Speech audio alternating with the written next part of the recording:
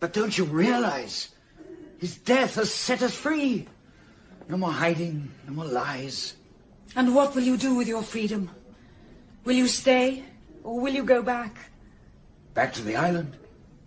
Back to my refuge from the world. Oh no, that's no longer an option. I'm going to stay. It won't be easy. Life isn't meant to be easy, my dear. But it is meant to be lived. Come.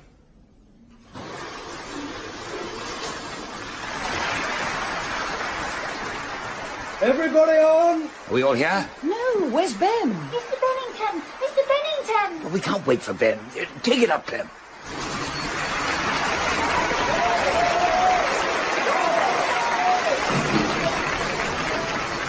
Where the hell's Ben got to? What's the betting he comes on for a star call?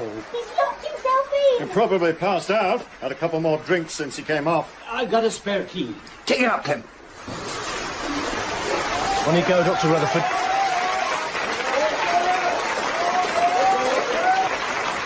Thank you all. I'm much obliged to you, ladies and gentlemen, and to our actors. The actors are much obliged too, no doubt to you, but not necessarily to me. I am not able to gather... There's a smell of gas. You're right. Tell Clem to get the curtain down as soon as he can, without creating a panic. Wine needs no bushel, therefore to beg will not become me. What the devil do you think you're playing at? I have nearly finished. It's Ben. He's gassed himself. Looks as if he's dead.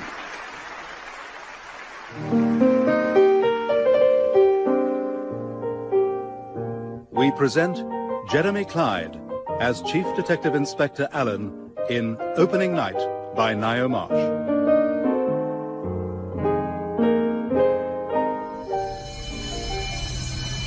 Gassed himself in his dressing room. Something about that rings a bell. Does it with you, Mr. Alleyn? A positive peal of them, Brer Fox. The Jupiter Theatre murder 5 years ago. Oh, yes. Homicide dressed up to look like suicide, wasn't it? Were you on the case, sir? I certainly was. There was a gas fire in the dressing room and another one in the room next door, back to back with it. The job was done by blowing down the tube of the gas fire next door. This put the fire out in the dressing room, but left the gas on. The victim was in a drunken stupor, and then the trick worked. We only got the murderer because of traces of crepe hair and grease paint left on the tube. So what became of the theatre? There's nowhere called the Jupiter now. Oh, that's just the point. It's the same place. It was shut up for 2 or 3 years at least, and then Adam Poole took it over, got a permit to renovate it, and named it the Vulcan. I imagine this is only his second production there. And now the same thing's happened all over again. It looks very like it, Brer Fox. And actors are a pretty superstitious bunch at the best of times. God knows what kind of a state they'll be in by the time we get there. This theatre, this awful theatre. I know, Helena, darling. It's as though there's some sort of jinx on the place. Ben was haunted by it, I'm sure of it, J.G. All right, Helen. Perhaps what happened here 5 years ago did give Ben the idea of gassing himself, but he would have found the means in any case. Why? Why did he do it, Adam? He was in a bad way, Ella. He'd gone completely to pieces, and he knew it. He was certainly in the mood to do something desperate. And I wasn't much help, was I, Parry? Though I did my best to be a good wife to him for as long as I could. I knew just as soon as I smelt the gas. There's a thing in this theatre. I just sat there and I knew. Oh, I do feel sick. Okay, for pity's sake, what are you talking about? It was fake, Parry. I just felt it. You mustn't let yourself get obsessed by this thing, Gay. I wasn't a bit surprised, J.G. I just knew something had to happen tonight. Do you mean to say that you sat here by yourself in the green room waiting for fate to strike? Isn't it amazing? I'm so terribly sorry, darling Helena. But we're together in this, aren't we? He was my uncle and your husband. The police are here. They're in Ben's dressing room with Dr. Rutherford. Do you think they'll want to keep us here long, Clem? The Inspector Alleyn, asked me to say that if the whole thing's straightforward, it shouldn't be too bad. What do you mean, straightforward? I imagine he means if they're satisfied that it was suicide. But they can't think that anyone murdered Ben, surely. Murder? That's what it was last time. Murder made to look like suicide. And now it's happened again. And this time it's Uncle Ben. Filthy smell, gas. Always hangs about in cases like this. He looks pretty ghastly in that makeup. My dear chap, the makeup was required for my play. It should, in fact, be a damn sight more repellent. Why is he so thickly powdered? He needed it. He sweated like a pig. Alcohol and a dicky heart. Did you look after him, Dr. Rutherford? No, I don't practice nowadays. I gave it up when the writing business began to pay off. I don't know who his medical man was. His wife can tell you that. Helena Hamilton? Yes, poor woman. There's a mark under the jaw. Makeup is thinner there. Is it a bruise? It looks as if someone threw a punch at him.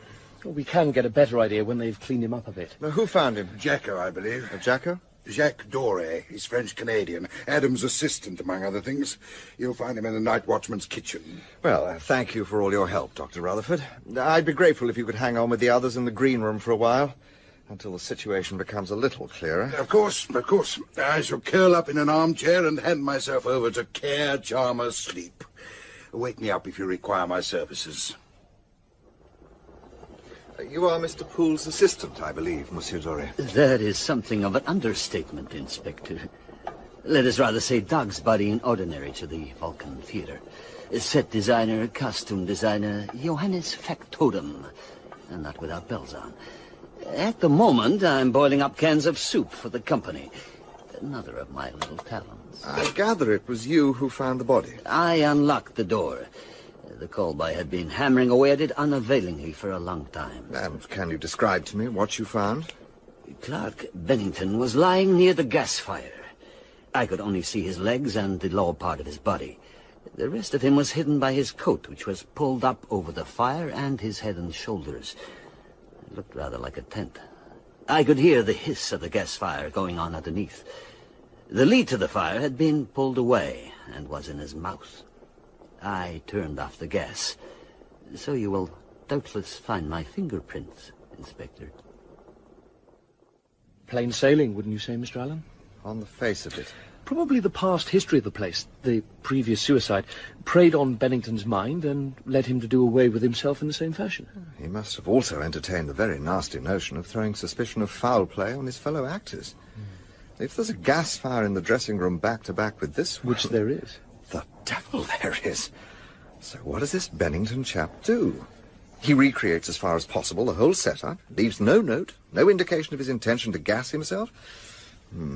Who's next door? Mr. Parry Percival, the juvenile lead, though I gather he's not so juvenile as he used to be. So Bennington does himself in, leaving our aging juvenile ostensibly in the position of the Jupiter murderer. A rotten sort of suicide, wouldn't you say, Brer Fox? We don't know anything for certain yet, of course. Do you want to read Sergeant Gibson's inventory? If the sergeant's been his usual meticulous self, perhaps you could skip some of the more dispensable points of detail.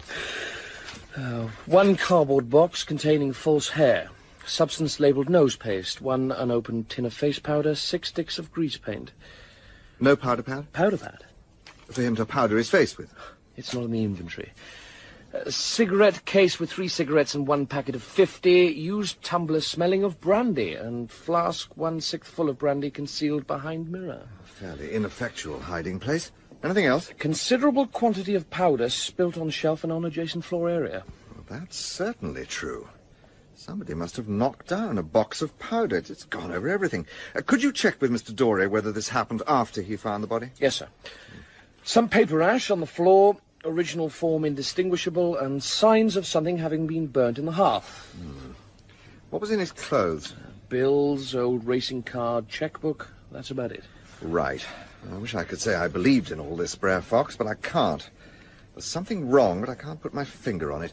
Have you got a list of the company? Yes, Mr. Allen, I've got it here. Who have we got exactly? We have Adam Poole himself, popularly known as the Governor. Shades of Henry Irving. Yes? Helena Hamilton, the leading lady and wife of the dead man. Gay Gainsford, who is Bennington's niece, I believe. Right. J.G. Darcy, whom I think we might describe as the character man, and Parry Percival, the aforementioned juvenile. Oh, and there's a girl called Martin Tarn, an understudy who went on for Miss Gainsford this evening. Why was that? Some kind of hysterical breakdown, I understand. Miss Tarn comes from New Zealand and has only been with the company for 3 days. Oh, is that so? Well, when we come to question everyone individually, perhaps we should start with Miss Tarn, so that we can see the whole setup through a fresh pair of eyes. Oh, I suppose we'd better go and have a word with the cast. We can't put off the dread moment any longer. It's going to be damn bad publicity. Heavens above. The publicity. None of us thought of that. Did we not? I must say, I would like to know what's going to happen. Do we carry on with the run of the play or what? Yes, we go on. Isn't that so, Adam? Ella, I've got to think. There are so We many. go on. We must go on. Does that mean I take over from Ben? I was his understudy, after all. I can't bear it. I think you're all awful. To sit round and talk about the show as if nothing had happened, when beyond those doors he's lying there dead and forgotten. It's the most brutal thing I've ever heard of. And if you think I'm ever coming near this horrible, fated, haunted place again, I'm telling you now that wild horses wouldn't drag me back. Child, you're overwrought. You don't know what you're saying. You got rid of me anyway. Oh, darling, we've done no such thing. Just because I went on for you tonight, Gay, doesn't mean... Oh, doesn't it? You angled for this wretched part, Martin Tarn, and now you've got it. I think it's extremely likely you're responsible for what's happened. Stop that at once, Gay. Stop it. I won't. I won't be gagged. It drove my Uncle Ben to despair, and I don't care who knows it.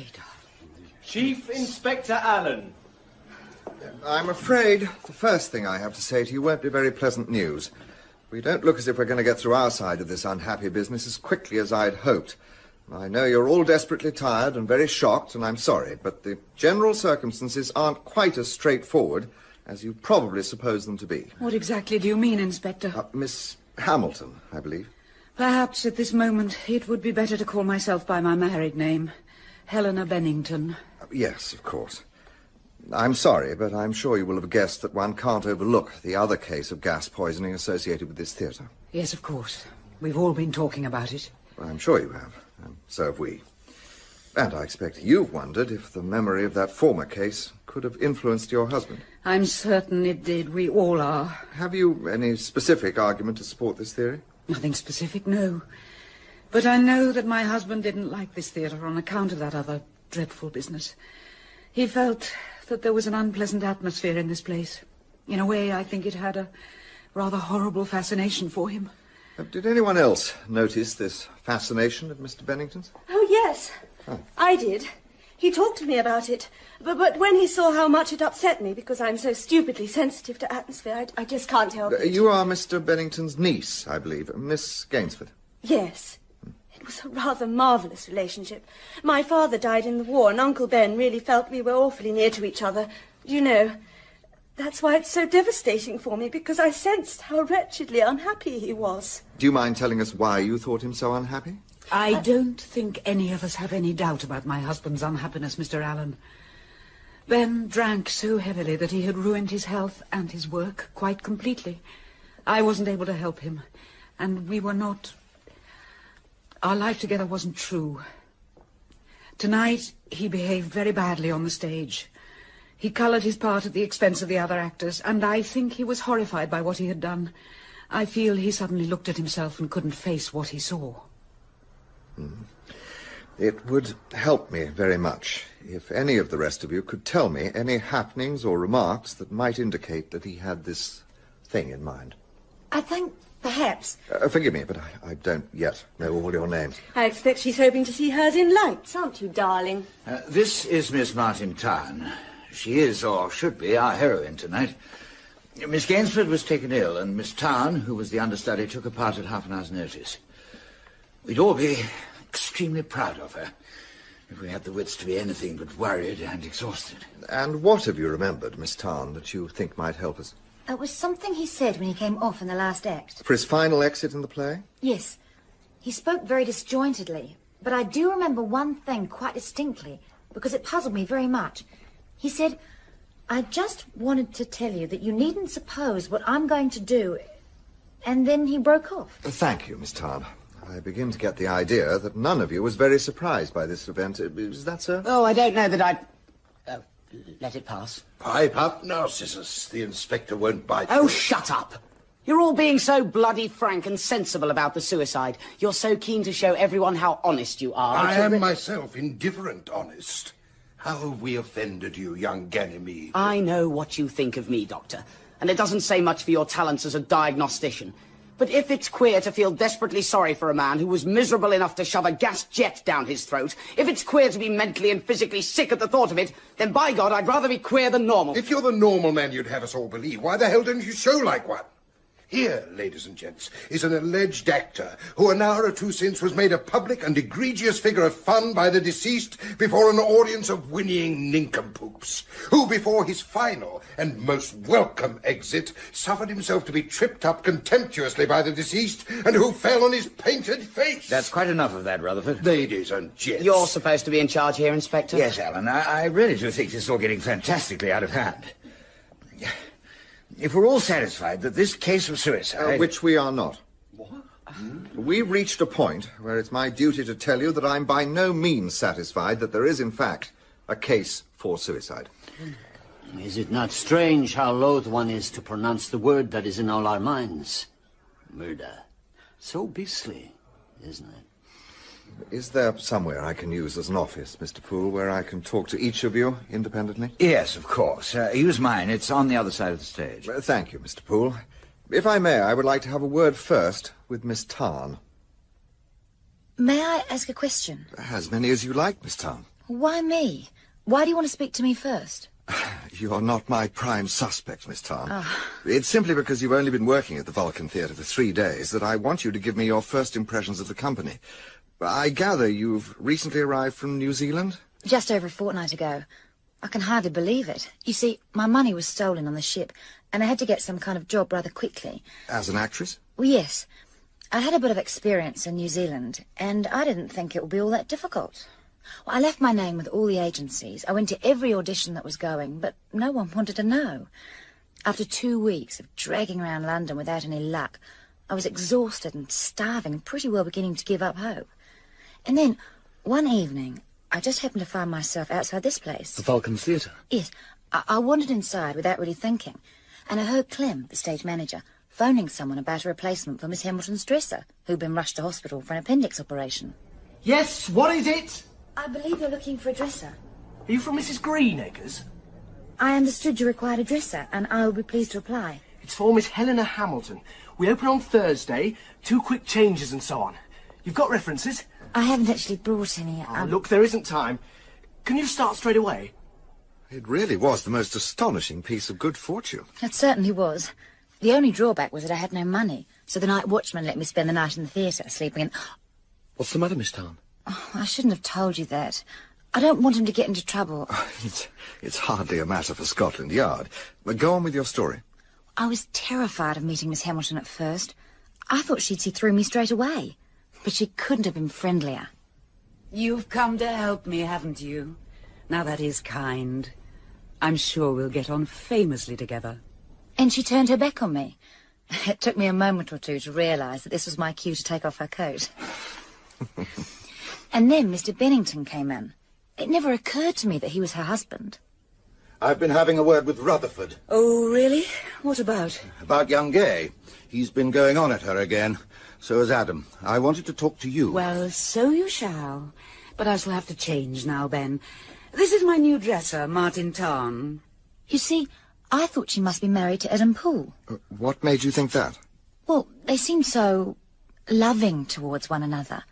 And then a beautiful box of orchids arrived from him, and that seemed to clinch it. Darling! Ella, hello! He had the next-door dressing room, and they called to one another through the wall. Darling, they're quite perfect. Thank you, my sweet. Oh, hello, Gay. Everything under control? I suppose so. I'm trying to be good and sort of biddable, but underneath it all, I'm simply trembling with fright. Now listen, Gay. You're going to make a great personal success of this part. It's a marvellous chance for you. So everyone keeps on telling me.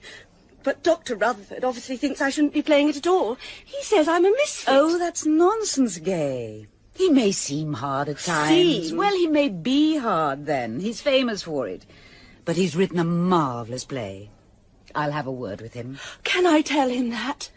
Yes, Gay, you may tell him. Oh, you're so miraculously kind, Auntie Ella. Oh, do forgive me. Helena, darling. Thank you. And she was off. I don't know whether she even noticed me. But I just happened to catch sight of Miss Hamilton's face in the mirror. She was looking at me very intensely. And at that moment, Dr. Rutherford came in. Odds teeth, what have we here? My new dresser. Martin, Dr. Rutherford. Stay me with flagons. That fool of a wench Gainsford said you wanted to have a word with me. Yes, I did. What on earth have you been saying to that poor child? Nothing at all. I merely asked if, for the sake of my sanity, she'd be good enough to play the central scene without a goddamn simper all over her face. You frightened her. She terrifies me. I wrote this part for an intelligent actress who could be made to look like Adam. What do you give me? A moronic amateur who looks like nothing on God's earth? If I had my way, I'd have kicked her out long ago. Even now, it's not too late. John, we open in 2 days. An actress worth her salt could memorize the part in an hour. And I may as well tell you, I don't like the way that Ben is shaping up in the big scene. If Adam doesn't watch him, he'll be up to some bloody leading man hocus-pocus. John, he won't. I'm sure he won't. No, you're not. And as for that discard from the waxworks, Mr. Parry Percival, have I not stipulated from the beginning that I will not have any of those queer abortions in my works? Parry isn't queer. Oh, yes, he is. I have an instinct for these things, my girl. I give up. You don't do anything of the sort, my sweetie pie. You're going to be a sensation in the part I've written for you. Just think of that. And leave all the rest to me. For God's sake, don't quote from Macbeth. If Gay Gainsford heard you doing that, she really would go off the deep end. Which is precisely where I'd like to push her. Oh, go away. You're a wonderful playwright, but you're quite hopeless. The audience is concluded? It certainly is. And close the door after you. Oh. I need a cigarette. Martin, run round to my husband. Right. He's got my cigarette case. And of course, like a fool, I went straight to Mr. Poole's dressing room. Helena's cigarette case? No, I haven't got it. Ella? Yes, darling? I haven't got your cigarette case. No, Ben's got it. I said my husband, Martin, Mr. Bennington. So, I went along to Mr. Bennington's dressing room. On the opposite side of the passage? Yes. He had a glass of brandy in his hand, and he was talking to Mr. Darcy. It's not my place to interfere, old boy, but I do feel for the poor child damnably, you know. Rutherford never loses an opportunity to take it out on Gay. I couldn't agree more, and I'm damned angry about it. Yes, my dear. What can I do for you? This is my wife's new dresser, J.G. Really? Good morning, child. See you in a while, Ben. And what can I do for the new dresser? Miss Hamilton sent me to ask if you could let her have a cigarette case. Have I got it? Try my overcoat, my dear, behind the door. This your first job as a dresser? I've worked in a theatre before. And where was that? In New Zealand. Really? In New Zealand? I'm afraid the case isn't here. God, what a bore. Pass me my jacket, will you? He rummaged about a bit, and eventually he found it. And then he gave me a long, hard look. The kind I'd had from Mr. Darcy and Miss Hamilton. New Zealand, eh? He saw the resemblance between you and Adam Poole. Yes. Oh, I was coming to that. Take your time, Miss Tarn. What happened next? There was a photo call on the stage, with everyone in full costume. Darling, it's not going to be a flash, is it? With all of you looking like village idiots, and me like the third witch on the morning after the cauldron scene. Not if you can hold the pose for 3 seconds, Emma. It all went pretty smoothly until it came to the photograph of Gay Gainsford scene with Mr. Poole. He wanted her to run the lines, and I could see that she was terribly nervous. It's not enough for you to look like me, Gay. You've got to be me. You're supposed to be my heredity, confronting me like a threat. So, now, let's take it with the line. You've got your head in your arms. You raise your face slowly to look at me. Don't you like what you see? Yes. But with a little gesture, remember? Don't you like what you see? I has leave the town crier spoke my life. Oh, do shut up, Rutherford. Oh, it offends my soul to hear my passion for the tatters. And of course, poor Miss Gainsford burst into tears. After it was all over, the man they called Jacko came up to me. No one makes any introductions in this theatre, so we introduce ourselves to each other. I am Jacques Doré. Right. And you are the little chick whom the stork has brought too late. Or dropped into the wrong nest. It is a pity you are a little dresser and not a little actress. Before the first dress rehearsal that night, he insisted on taking me out for a meal. I think he was rather sorry for me. I wanted to talk to him about the play, but he was rather nervous about it. I don't know why. It is a modern morality play, a new play with a very old theme. And do you think it's any good? Oh, sure, it's a good play. Rather in the continental manner of Sartre and Ennui. It is about a man confronted by his own heredity. And it is essential the secondary part actress should resemble the leading man. From hundreds of anxious ingenues, we select the one who is least unlike Adam, but still very unlike. And though I am a genius with makeup, there is very little I can do about it. So we depend entirely on the acting, on the way the girl will reflect Adam's way of speaking and his mannerisms. But this Miss Gainsford cannot do, because she is an actress of very little talent.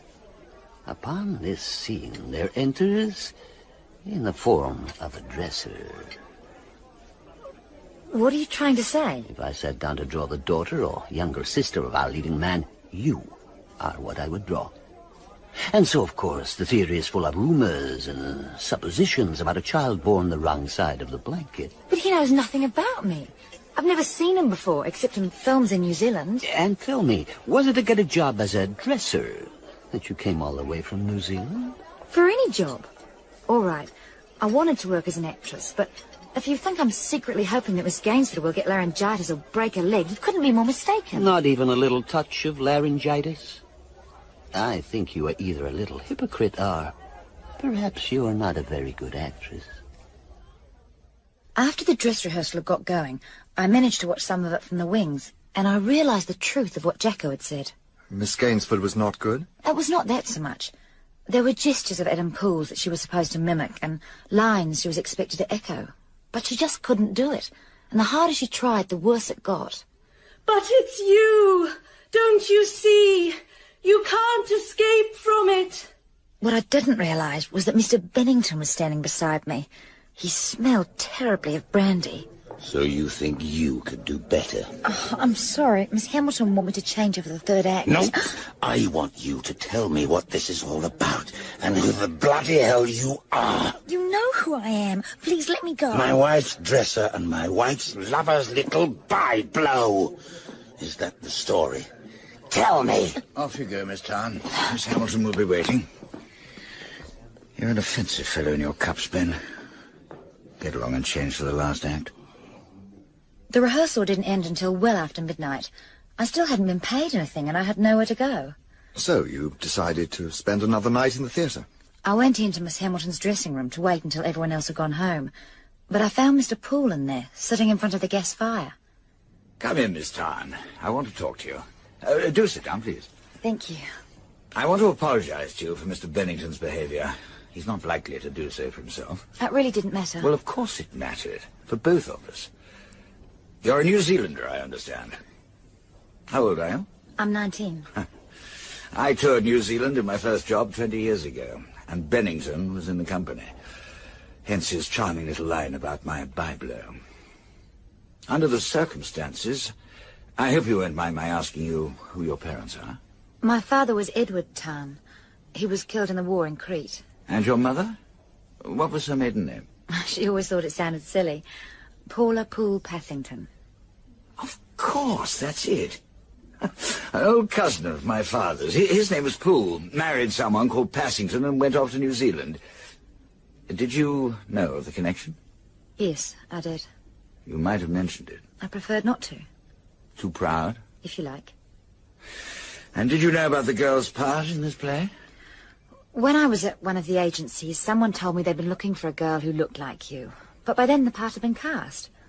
I didn't want to come here, but when I discovered there was a vacancy as a dresser... The question is, what are we going to do about it now? Let's go down to the stage, shall we? Jacko's waiting for us. You saw the scene from the wings this evening. It's quite simple. All you are required to do is to sit at the desk. Adam will come in, and he will run his hand through his hair, and you will make the same gesture. Then you will say, "Don't you like what you see?" Is that understood? Yes, I think so. Then let's try it. Sit down at the desk. Oh, I'm sorry. I didn't realize you were in here. I just wanted to... Don't you like what you see? Can you do that again? I don't know. I suppose so. Do you want me to try? No, I don't think so. You did that very well. You can understudy the part from here on. And now Jacko will take you home to his house, where there's a small flat in the attic. You need have no fears. You'll be perfectly safe. You are not my type, Miss Tarn. I prefer my ladies more mature. More mundane. One other thing. Take this. It's the part. 13 pages of it. By tomorrow, you will be word perfect. And were you? Pretty well, bar one or two fluffs. Although I wasn't so sure when the stage manager took me through the moves. I was going over them by myself in the wardrobe room when I realised that Miss Gainsford was watching me. I suppose you know what you're doing to me. All I know is that I'm going to be your understudy. I'm damn grateful, but it's just any old understudy. I think it's pretty cool to talk about any old understudy when you're the spitting image of Adam Poole. Oh. I've had to have an urchin cut and dye my hair, and all I get is everybody screaming insults at me. I loathe the play and everything to do with it. Why couldn't Uncle Ben leave me where I was, playing in weekly rep? But he made me go on with it. I hate him. I was miserable enough, God knows, but now I just don't know what to do with myself. If you have any pity for me at all, you'll go and tell Adam Poole you can't do it. But you didn't give in to her. Oh, yes, I did. Mind you, it wasn't just the understudy she wanted me to give up. She wanted me out of the theatre altogether. I went to see Mr. Poole, but he wouldn't hear of it. And when it came to the second dress rehearsal, was she any better then? To be honest, she was worse than ever. She just looked so desperately miserable all the time. But Mr. Bennington was doing his best to convince himself that she was fine. I overheard him talking to Jacko about it in the passage that leads from the stage to the dressing rooms. The kid was all right, didn't you think so, Jacko? 1 minute to curtain call, please. Sure. I must go, Ben. Wait a bit. If the fools would only leave her alone, she'd be perfectly all right. I can tell you one thing. If our celebrated author makes any of his nasty quips about her tonight, I shall take her hand. I've still got a trick or two up my sleeve. What did he mean by that, I wonder? I've no idea. Dr. Rutherford was very quiet while Mr. Poole was giving his notes, but I thought he looked like a slumbering volcano. And he kept turning his eyes in my direction. But he didn't say anything? Not until I was about to go home, and then he suddenly exploded. I don't want that wench to leave. I've got to talk to you, Adam. Run along home, Miss Tarn. You must be very tired. Oh, no, you don't. I want the wench to stay, Adam. I didn't stop to hear any more. I just fled as if my life depended on it. And the following morning? This morning, I should say. Nothing. If Dr. Rutherford was trying to persuade Mr. Poole to give Miss Gainsford the push, he obviously didn't succeed. And how was she? Ah, she looked scared stiff when she came in. Mr. Darcy brought her in a taxi. I'm so frightened of him, J.G. I won't have it. By God, if he worries you again, author or no author... It's not him. I know he's simply filthy to work with, but it's not him, really. Then who is it? It's Uncle Ben. I'm just plain terrified of him. I don't know what to do. So what finally tipped her over the edge? Macbeth, I think. Macbeth? Jacko was in her dressing room, putting the finishing touches to her makeup. She was pretty hysterical already from what he told me. There's a jinx on this place, Jacko. Something that drove that man to murder. In the very dressing room where Uncle Ben is now. And it's out to get me tonight. What am I going to do? You are going to go on and play your part and stop all this nonsense. Lost in the clouds ballet, faces fleeting by in their own cloud of rays, buzzing conversations, a symphony of one, yet silent stories linger, tales left undone. In the winning dance of stirring spoons, where coffee rings sing secret tunes, eyes meet then quickly part ways in this caffeinated daze.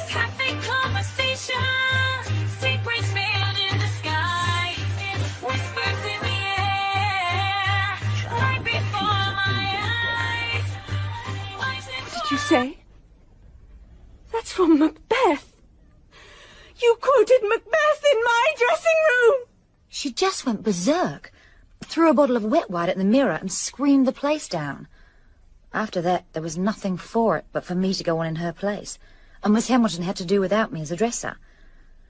I can't remember anything else. I was in a kind of daze. Apart from actually going on, I didn't notice anything until Mr. Bennington came up and spoke to me after he came off stage. I just wanted to say, I suppose you aren't to be blamed.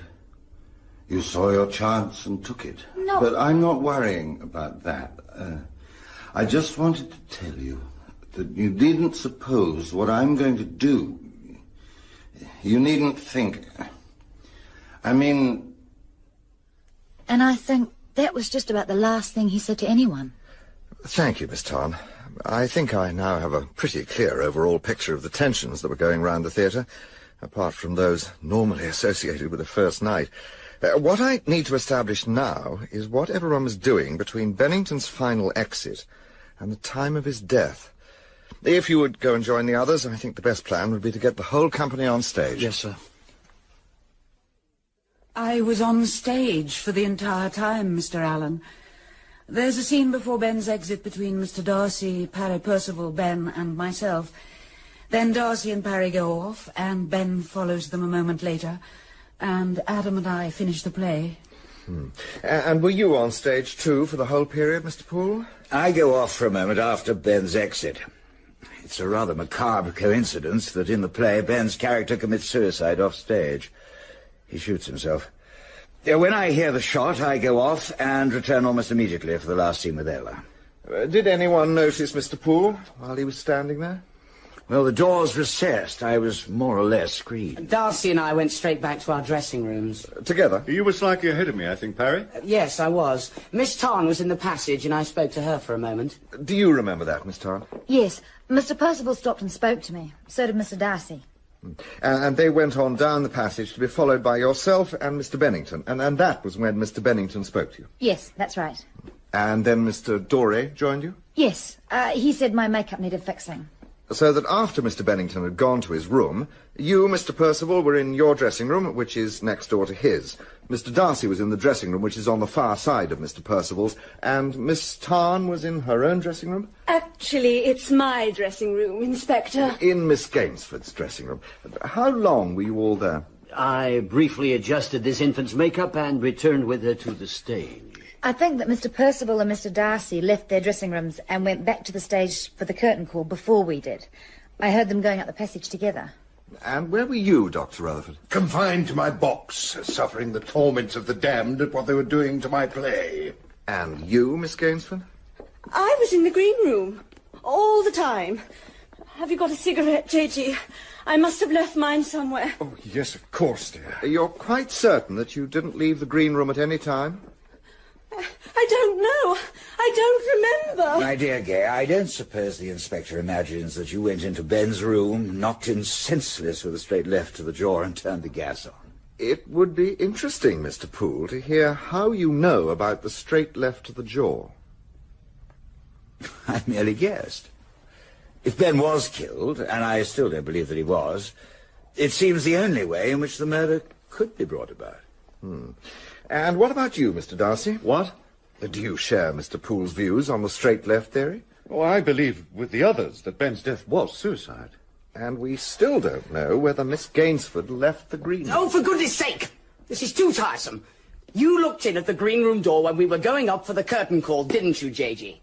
Oh, yes, of course. Oh, silly of me to forget. Gay was sound asleep in the armchair, yes. And do you have any idea when you dropped off, Miss Gainsford? Was it before the beginning of the last act? No, because J.G. came in to see how I was in the second interval. Didn't you, darling? Yes, my dear. Did anyone besides Mr. Darcy go into the green room during the second interval? No. But, my dear chap, surely you're wrong there. Ben went into the green room during the second interval. Did he? Ah, yes. Perhaps he did. It quite slipped my mind. Why on earth are you being so mysterious about it, J.G.? Well, perhaps the reason is in your left trouser pocket, Mr. Darcy. May I speak to you privately, Inspector? Of course, Mr. Darcy. We can go into Mr. Poole's office. The rest of you can relax for a few minutes. I did my best to cover up the grazes on my knuckles with grease paint, but obviously I didn't succeed. Well, I suppose I behaved very stupidly. But it has nothing to do with Ben's death. I think you'd better tell me exactly what happened. I can give it to you in a sentence. I hit Ben on the jaw in the green room during the second interval. I didn't knock him out, but he was so astonished he took himself off. What sort of condition was he in? Oh, damned unpleasant. Ugly drunk. He behaved atrociously throughout the first and second acts. In what way? Well, as only a clever actor with too much drink inside him can behave, playing for cheap laughs. And was it because of his performance that you hit him? No, it wasn't. It was because of Gay. Well, he was damned offensive. Well, you'll have to tell us about it, I'm afraid. I was giving Gay a couple of aspirin. She was terribly upset.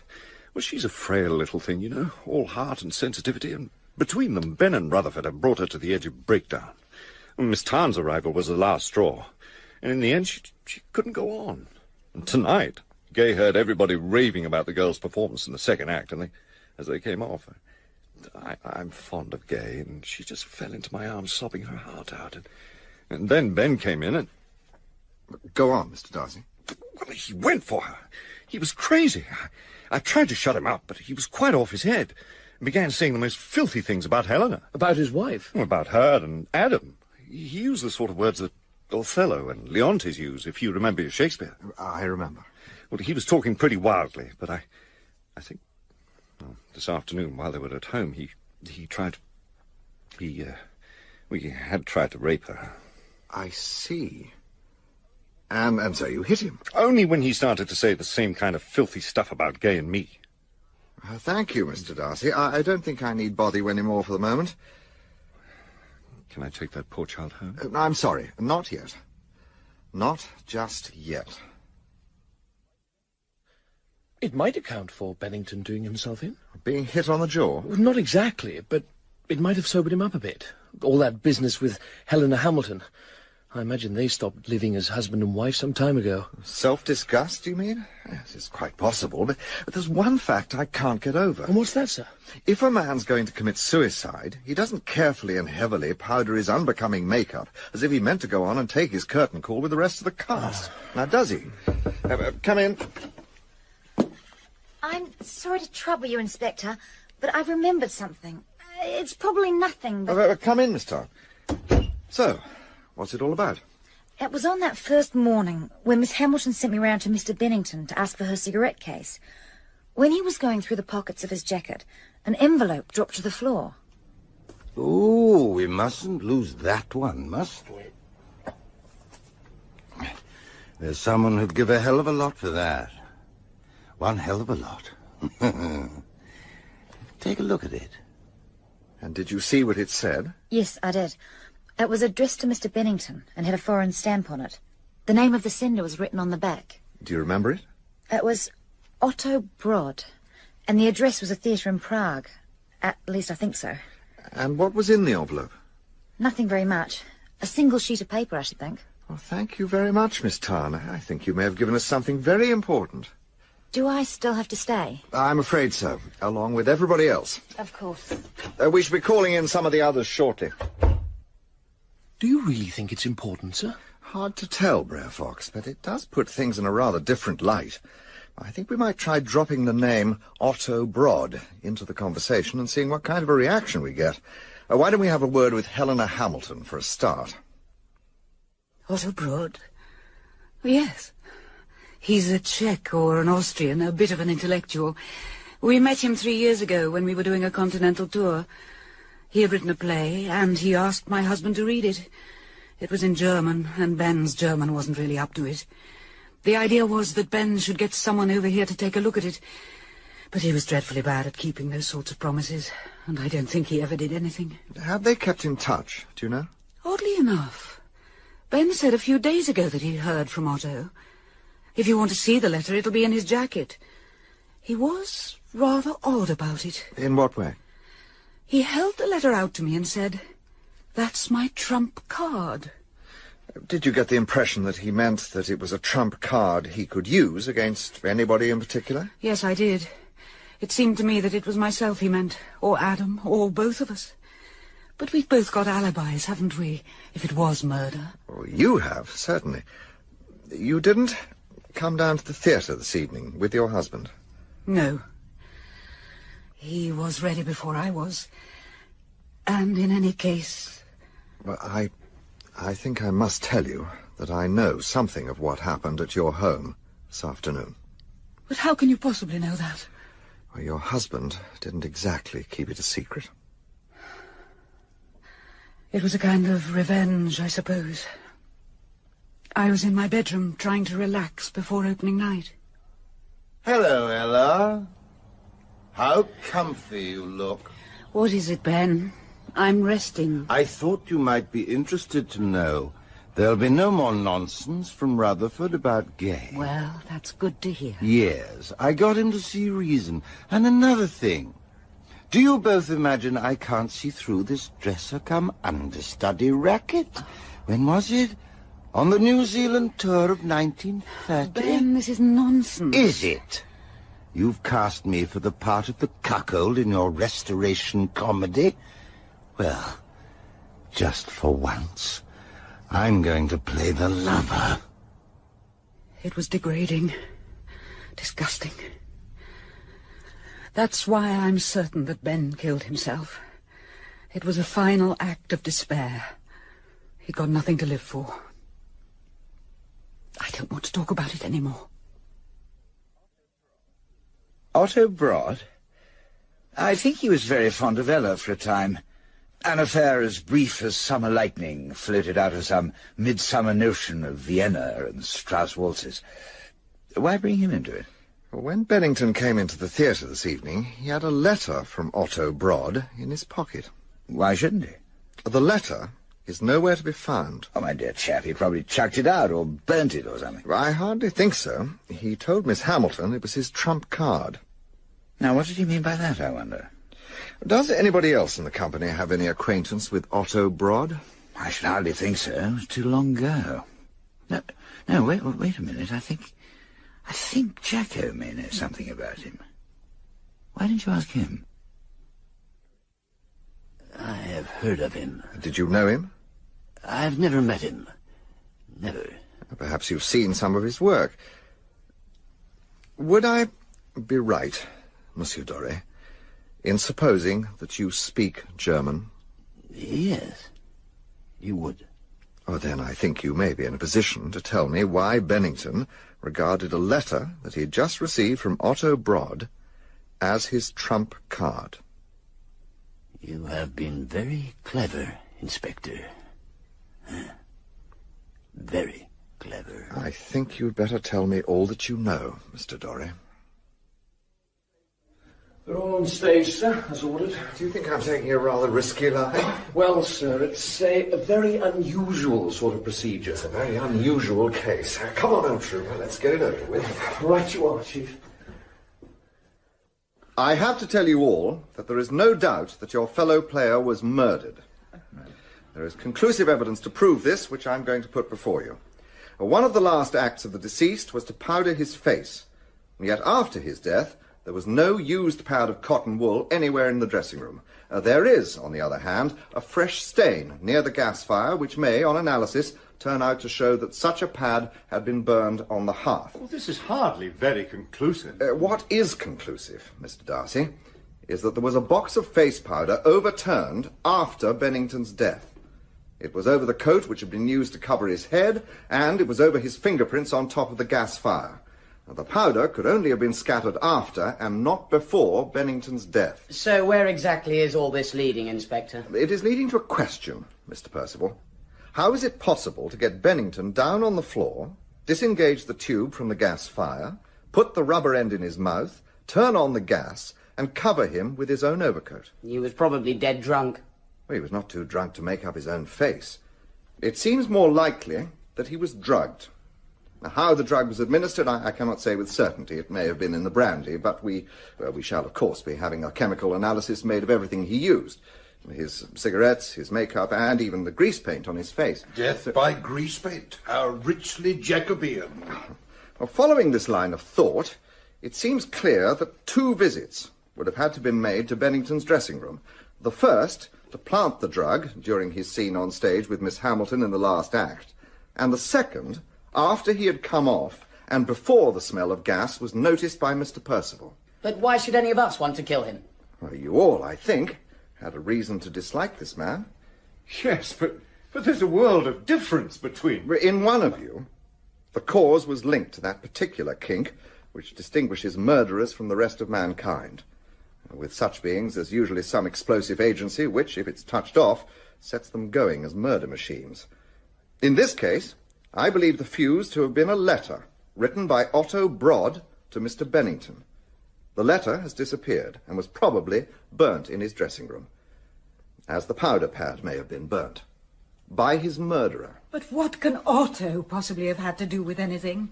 As for opportunity, if there were 2 visits to Bennington's dressing room during the last act, I think that all of you, except Miss Hamilton, could have made the first one. But for the second, we have a more restricted field. I think we can probably put Miss Tarn out of the picture. That must be quite a change for you, darling. As for Miss Gainsford, she was in the green room throughout the whole period and tells us that she was asleep. There is no witness to this. Oh, George! It's all right, my dear. We know it couldn't have been you. Mr. Darcy and Mr. Percival are also on the list of persons without alibis during the crucial second period they were alone in their dressing rooms. Dr. Rutherford could certainly have visited Bennington's room during this period, as at any time during the performance, by coming down from his box and crossing the stage behind the scenery. Mr. Poole could not, in my opinion, have effected what had to be done during his very brief period offstage. Thank you, Inspector. Mr. Doré is in a somewhat different category. After he had escorted Miss Tarn back to the wings, everyone's attention was riveted on the stage, and he could have been almost anywhere. As befits my role as Jacques of all trades. Now, that is all I have to say.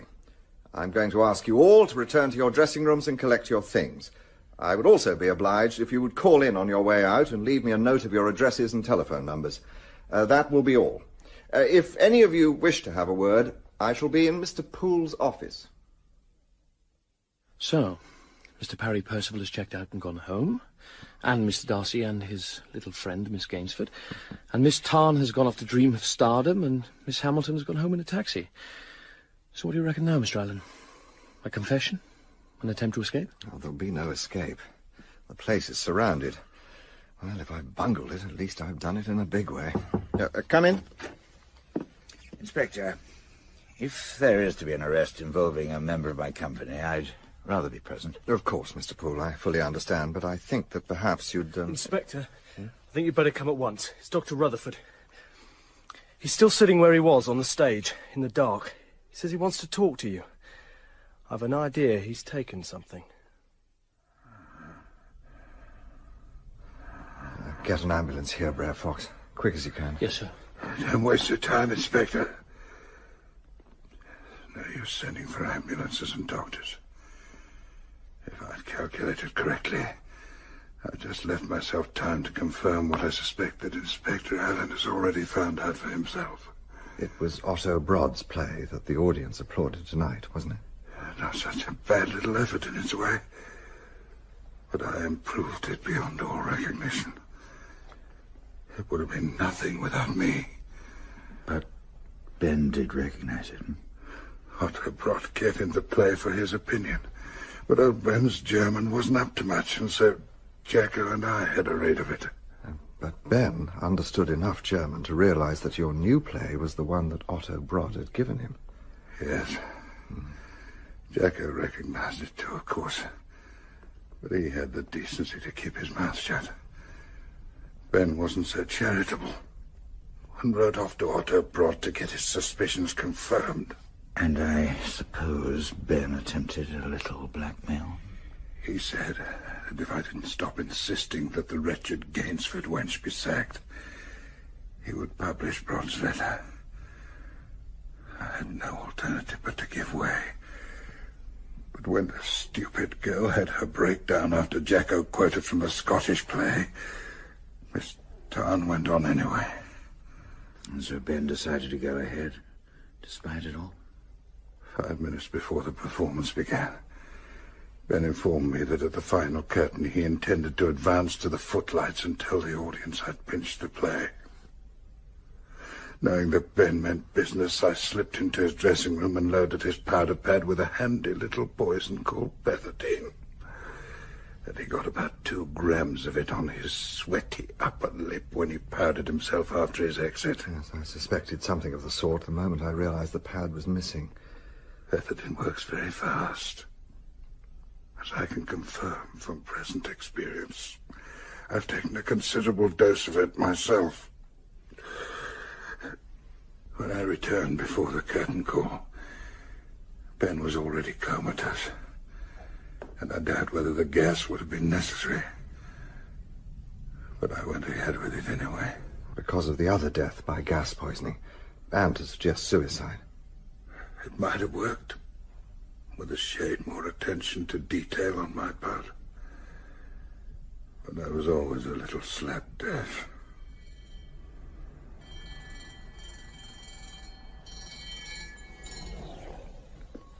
The ambulance has arrived, Inspector. Let it alone. I'm already on the edge of the viewless winds. I knew it would come too late. Opening night and last night on the same evening. It may have given Rutherford a certain grim satisfaction. Oh, poor old Rutherford. It all seems such a tremendous waste. And all for a little harmless plagiarism, which he couldn't bear to see exposed. You'll be looking for a new play, I suppose. And a new theatre, I shouldn't wonder. Tonight has thoroughly confirmed the jinx on this place. At least you won consolation, Mr. Poole. I can't see any, Inspector. You've discovered a long-lost relative.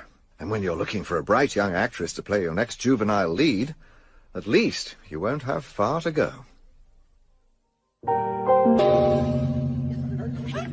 Well, I wish the murderer could have waited until I'd finished my nails. I can't see a thing. Someone turn the lights on, for heaven's sake. Now, careful, Marjorie. Keep All hold right. of the banister. Can anyone find the switch? It's just at the bottom of the stairs. I'm there. I've got it. Oh. Well, here's our corpse. Right beside the gong. It's Charles. Good old Charles. Don't touch him. Don't anyone touch him. You must never disturb the body, you know. The lady speaks with more wisdom than she knows. This man is dead. Undoubtedly, let us not touch. He can't be dead. Charles! Oh, my God! Charles! Charles! Come back to me! Where was this? Frantic Hall? Well, that's a Hubert Hansley's place, isn't it? Chap who used to be ambassador to Russia. Well, I'll be there just as soon as I can. It ought to take me about a couple of hours. Who's in charge there? I see. Sergeant Bunce. A very nasty business, Inspector Alleyn. The superintendent being took very bad with the flu and no one here to handle the case, we rang up the yard immediately. And where's the body? It's been moved, sir. Moved? Into the study. Well, it's no good looking at me. Apparently, it had already been so much disturbed and pulled about, the doctor decided it wouldn't make much difference. And where's the doctor now? Oh, he's gone. Got called off to another case. I see. Well, there's no point in making a song and dance about it now. But who was the victim? Name of Charles Rankin. A writer of some sort, apparently, and an old friend of Sir Hubert's. He was one of a party of 5 guests spending the weekend at Frantic. They're mostly old friends, I understand, and get together here quite often with Sir Hubert and his niece. His niece? Yeah, Miss Angela North. Oh, a really charming young lady. Anyway, on these occasions, there's generally a game of some sort in the offing. Last night, they were playing something called Murders. Well, you may have heard of it, sir. I'm not frightfully keen on busman's holidays. Where was the body lying? Just over here, Inspector, at the foot of the stairs, alongside the gong. The floor's been washed. And the gong's been disinfected. How was he lying? On his face, apparently. A dagger had been driven in between his shoulders and had pierced the heart. The doctor reckoned that death would have been instantaneous. Right. I think that before we go any further, I'd better have a word with Sir Hubert. He's in his room, sir. The doctor told him to rest for a while on account of the shock of it all. But his niece, Miss Angela, is expecting you and should be down shortly. And where are the rest of the party? They've been warned not to leave the house, or at least to go no further than the grounds and the gardens. Just at this moment, one of the ladies is in bed, and the rest of the bunch is in the library. A solving of the mystery. Ever had dealings with a case of this sort before, Sergeant? Never, sir. Petty larceny is the best they can do in these parts, with a smack of furious driving. This will be a bit of an ad for the village, if looked at in the right light. We've got a special reporter on the spot, too. What do you mean? A Mr. Nigel Bathgate of the Clarion. He's one of the guests staying here. Singularly fortunate. Here he is now, sir, with Miss Angela. Hello, Inspector. We were told you were on your way. This is Mr. Bathgate, who's been very kind and helpful in telegraphing and telephoning and all that. He is Mr. Rankin's cousin. How do you do? How do you do? Well, I'm very sorry. This must all have been most distressing for you. Is there somewhere we can talk, Miss Norton? There is no one in the drawing room. Shall we go in there? I think it might be best if we began with a rundown of the guests. Perhaps we should start with the dead man, Charles Rankin. He was your cousin, Mr. Bathgate? Yes, he was, though I really didn't know him all that well. He was a writer. You may have come across some of his books. He was a bachelor? Yes. I think he was rather reluctant to commit himself to matrimony. Women seem to have found him rather irresistible. I didn't. And did he have any close relatives? Well, no, not really, except for me, of course. I'm his heir, I believe, and he left me the bulk of his property, though I think that Arthur Wilde may come in for a bob or two. And was this your first visit to Frantic? Yes, it was. I'd heard a lot about Sir Hubert's house parties, of course. Charles decided it was time I was initiated. We travelled down on the train together. The other guests, Arthur and Marjorie Wilde and Rosamond Grant, were in the next carriage, although we didn't realise that until we got to the station here. Hello, Rankin. Thought you must be on the train somewhere. I looked out for you at Paddington, Arthur. Have you met my cousin Nigel Bathgate? This is Rosamond Grant. Hello, Mr. And Wilde. Arthur and Rosemary Wilde. How do you do? You're going to have to walk, Charles. There'll never be room for us all in the Bentley. You can sit on my knee, Marjorie. Here comes Angela in the fire eater. Now, there will be tons of room for everybody. What a disappointment. Our passion is thwarted, Marjorie. Nothing on earth would induce me to drive in that scene with Angela. Famous archaeologists should not flirt with death. So I drew the short straw, so to speak. How very ungallant. But you were very brave. And I'm quite a careful driver, really. Mr. Rankin, Mr. and Mrs. Wilde, Rosamond Grant. Were those the only other guests? Oh, no, there was... Excuse me, we have not met. Allow me to make an introduction of myself. Dr. Fuma Tokarev. Nigel Bathgate. I see you are admiring Sir Hubert's collection of Oriental weapons. He is a great authority. Yes, some of them look pretty ferocious. I am told we are to play a game of murderings. That should be jolly good fun, should it not? Uncle Hubert has a passion for party games. I used to think them frantically amusing, until last night. And the dagger with which Rankin was murdered, was that an item from your uncle's collection? Swords and daggers of every conceivable size and shape. Long and thin, short and stubby, with nasty, jagged edges. The murderer certainly has plenty of weapons to hand. Put that beastly thing away, Rosamond. Gives me the horrors. All knives do. In that case, I'm going to terrify you, Marjorie. I'm actually carrying a dagger in my overcoat pocket. How perfectly disgusting. But you've always had an overdeveloped sense of melodrama. Why on earth have you brought it with you? It was sent to me yesterday by a countryman of yours, Dr. Tokarev. How very strange. That's exactly what I thought. I met him in Switzerland last year, did him rather a service, lugged him out of a particularly nasty crevasse. He'd lost 2 fingers through frostbite. Now, I brought it down here to show Hubert. It's in my overcoat in the porch. I'll get it. I hope you don't expect me to look at it. It's like one of those nasty things you write about in your books. That's why I never read them anymore. Poor Marjorie has an aversion for knives or pointed weapons of any sort. It probably conceals a rather interesting repression. Do you mean that she's a secret bloodthirster? Here we are. I presume this is it. That's the one. Oh, your service to your friend must have been of considerable value. And he actually sent it to you as a gift, you're saying? Yes, as a gift. What the devil have you got there, Charles? I thought it might interest you, Hubert. Careful. It's extremely sharp.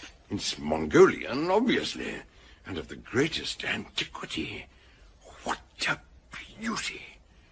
You've aroused my worst passion, Charles. And what does Dr. Tokarev think of it? I suggest that to possess such a knife is not altogether enviable. What do you mean? You've doubtless heard of our Russian secret brotherhoods, often very strange, with ritualistic ceremonies and horrible mutilations. Sorry. This knife is sacred. The symbol of one of these societies, and very ancient. To make a present of it was not orthodox. Therefore, for a person outside of the Brotherhood to have the knife is not enviable. Oh, gracious! It's 8 o'clock. Time we were dressing for dinner. And can you tell me of anything else that happened that evening which might have any bearing on the case? No, nothing. Nothing at all. Right. So let's move on to yesterday, the day of the murder game. Nothing very much at all happened in the morning. Everybody got up late. I went for a walk with Sir Hubert and tried to draw him out on the subject of the Russian Brotherhoods. I thought it might make a piece for the Clarion. Was this in any way related to the murder of the Russian in Soho the night before? Yes. The paper rang me about it just after breakfast, and seeing that Sir Hubert is an expert on all things Russian, I thought I'd give it a try. But he was rather cagey about it all. He suggested that I talk to Tokarev. And did you? No, I didn't. There's something rather formidable about Tokarev. So when did the murder game actually begin? At 5:30. Uncle Hubert made rather a big thing of it, but then he always does. We all assembled in the hall. And what stunning little number have you been saving up for tonight, Marjorie? I'm sure you're going to astonish us with yet another new dress for the murder game. Well, as it happens, Rosamond... Now, may I have your attention, please? In 5 minutes, the game will be on. Now, you all know the rules by now. Last night, one of you was secretly given the scarlet plaque, so that person is to be the murderer. In a moment, I shall strike the gong as the signal for the game to commence. So what is the murderer supposed to do exactly? After he or she has chosen the victim, the murderer must make sure that they are both alone and unobserved. Then, as I have said, he taps the chap on the shoulder and says, "You're the corpse." And the victim falls to the ground on the spot. And the killer hits the big gong and turns off the lights? Yes. And you must all say exactly where you are for 2 minutes to enable the murderer to clear the scene. In the dark? I don't think I'd care for that idea. But if there aren't any lights on, how the devil are we going to know when the 2 minutes are up? You count second by second, Arthur. And then we all venture out and feel our way about. Yes, I'm sure you have no trouble in finding a light switch. Now, any more questions? I don't think I'm going to enjoy this game. It all sounds much too terrifying. I am, as you say, already on the tender hooks. Right, then let us begin. The gong shall not sound again until the murder has been accomplished.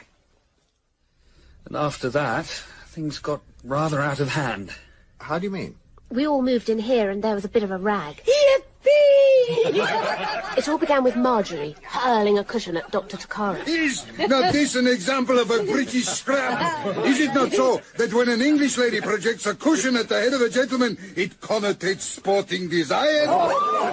And then Rankin decided we were going to debag Arthur Wilde. Come on, Nigel! Come on, Hubert! Whoa. Hey, get him off! Get him off! Charles always tended to overdo things when he joined in a rag. I don't think Arthur found it at all funny. You smashed my spectacles! Oh, darling, you look too stupid to be believed. Gosh, what a lovely sight. Last time I debagged Arthur was at Eton. Gosh, what a hit is the going old scene. Music! Music! Well, come on, Rosamond, let's dance. I'm too hot. Oh, then it'll have to be Marjorie.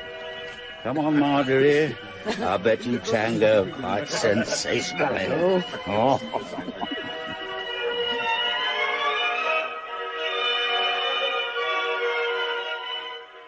I don't know if I ought to tell you about what happened after that. It seems disloyal to Uncle Hubert. Somebody else will tell me if you don't. I suppose that's true. Well, obviously, Uncle Hubert had been brooding about that dagger that Rankin had been given, and was beginning to get rather obsessional about it. Why don't you sell it to me, Charles? I'll give you much more for it than you deserve. No, I can't do that, Hubert. It wouldn't be right. But I'll tell you what I will do. I'll bequeath it to you. Nigel here gets most of my possessions, so remember, my lad, when I kick the bucket, Hubert is to have the dagger. Well, for tonight, I'm going to hang it in a place of honour, at the foot of the staircase. Yes. Now then, let's have a cocktail. There's murder to be done. It all sounds quite excessively macabre. Can you give me an idea of where everyone was at the time immediately before the murder was committed? I'll do the best I can. Rosamond went up first, I think. I'm going to take my drink up with me. No one will try to murder me in my bath, I hope. And I shan't come down again until I hear voices in the hall. And Marjorie and I followed her almost at once. And then Tokarev and Sir Hubert. Leaving you downstairs with Rankin and Wilde. Shall I bathe first? Yes, do, Nigel. It's safe enough for Charles and I to be left together. Whichever of us tried to do in the other would be accused by you as the last person to see the corpse alive. So I'll claim the bath in 10 minutes. Arthur and I share a bathroom. It leads off to a dressing room on his side, with his wife's room beyond that. And when did Mr. Wilde go up? About 10 minutes after me. I'd finished my bath, and I heard him turning on the taps. Charles is mixing himself yet another cocktail. No bloodshed yet, at any rate. I shall be far too frightened to go down on my own. Well, let's wait until Marjorie's ready and all go down together. If you don't agree, I shall know that you're the murderer. In that case, I'll agree. How are you getting on, Marjorie? You going to be long? And then the housemaid came in with the shaving water. She was very flustered and launched off into some long rigmarole as to why she'd forgotten all about it. I told her that I'd managed perfectly well without it, and at that point, all the lights went out. For a moment, we both just stood there, rooted to the spot. And then the girl made her way out and along the corridor. What the devil's going on? The murderer hasn't wasted much time. Remember, we've got to wait for 2 minutes so that he can get clear. I've got a luminous wristwatch, so I'll tell you when. Well, how the devil am I expected to find a towel? I waited until the 2 minutes were up and decided to set off downstairs. Turn on the lights as soon as you can, for heaven's sake. I'm going to miss all the fun if I can't find my trousers. So I struck a match and started to make my way down the staircase. I found the light switch, and there was Charles, lying by the side of the gong. We all thought it was part of the game. It wasn't until Dr. Tokarev took a look at Charles that we realised he was actually dead. Right. Well, thank you both very much for providing such a clear account. Well, now I should like to talk to the other guests, but I'd better have a word with Sir Hubert first. Perhaps, Mr. Bathgate, you could find out if he feels up to seeing me. I simply cannot take it in. I've known Charles Rankin all my life. We were all such good friends. It can't possibly have been one of my guests. I understand that Sergeant Bunce has already been questioning the servants. But most of them have been here for years. It must have been someone from outside. To your knowledge, Sir Hubert, did Mr. Rankin have any enemies?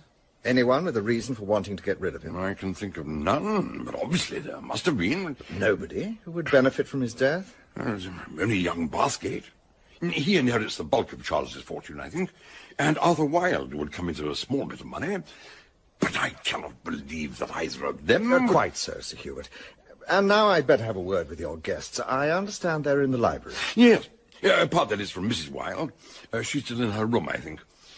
She seems to have taken poor Charles's death rather badly. I'm sorry to hear that. Was she... She has a somewhat nervous disposition. Memories to keep as the tides embrace. Secrets of the deep. With each wave's kiss, a chapter's end. In the twilight whispers, we transcend. Waves serenade, a lullaby so sweet. The moonlight's embrace, a moment to repeat. In the sanctuary where dreams take flight.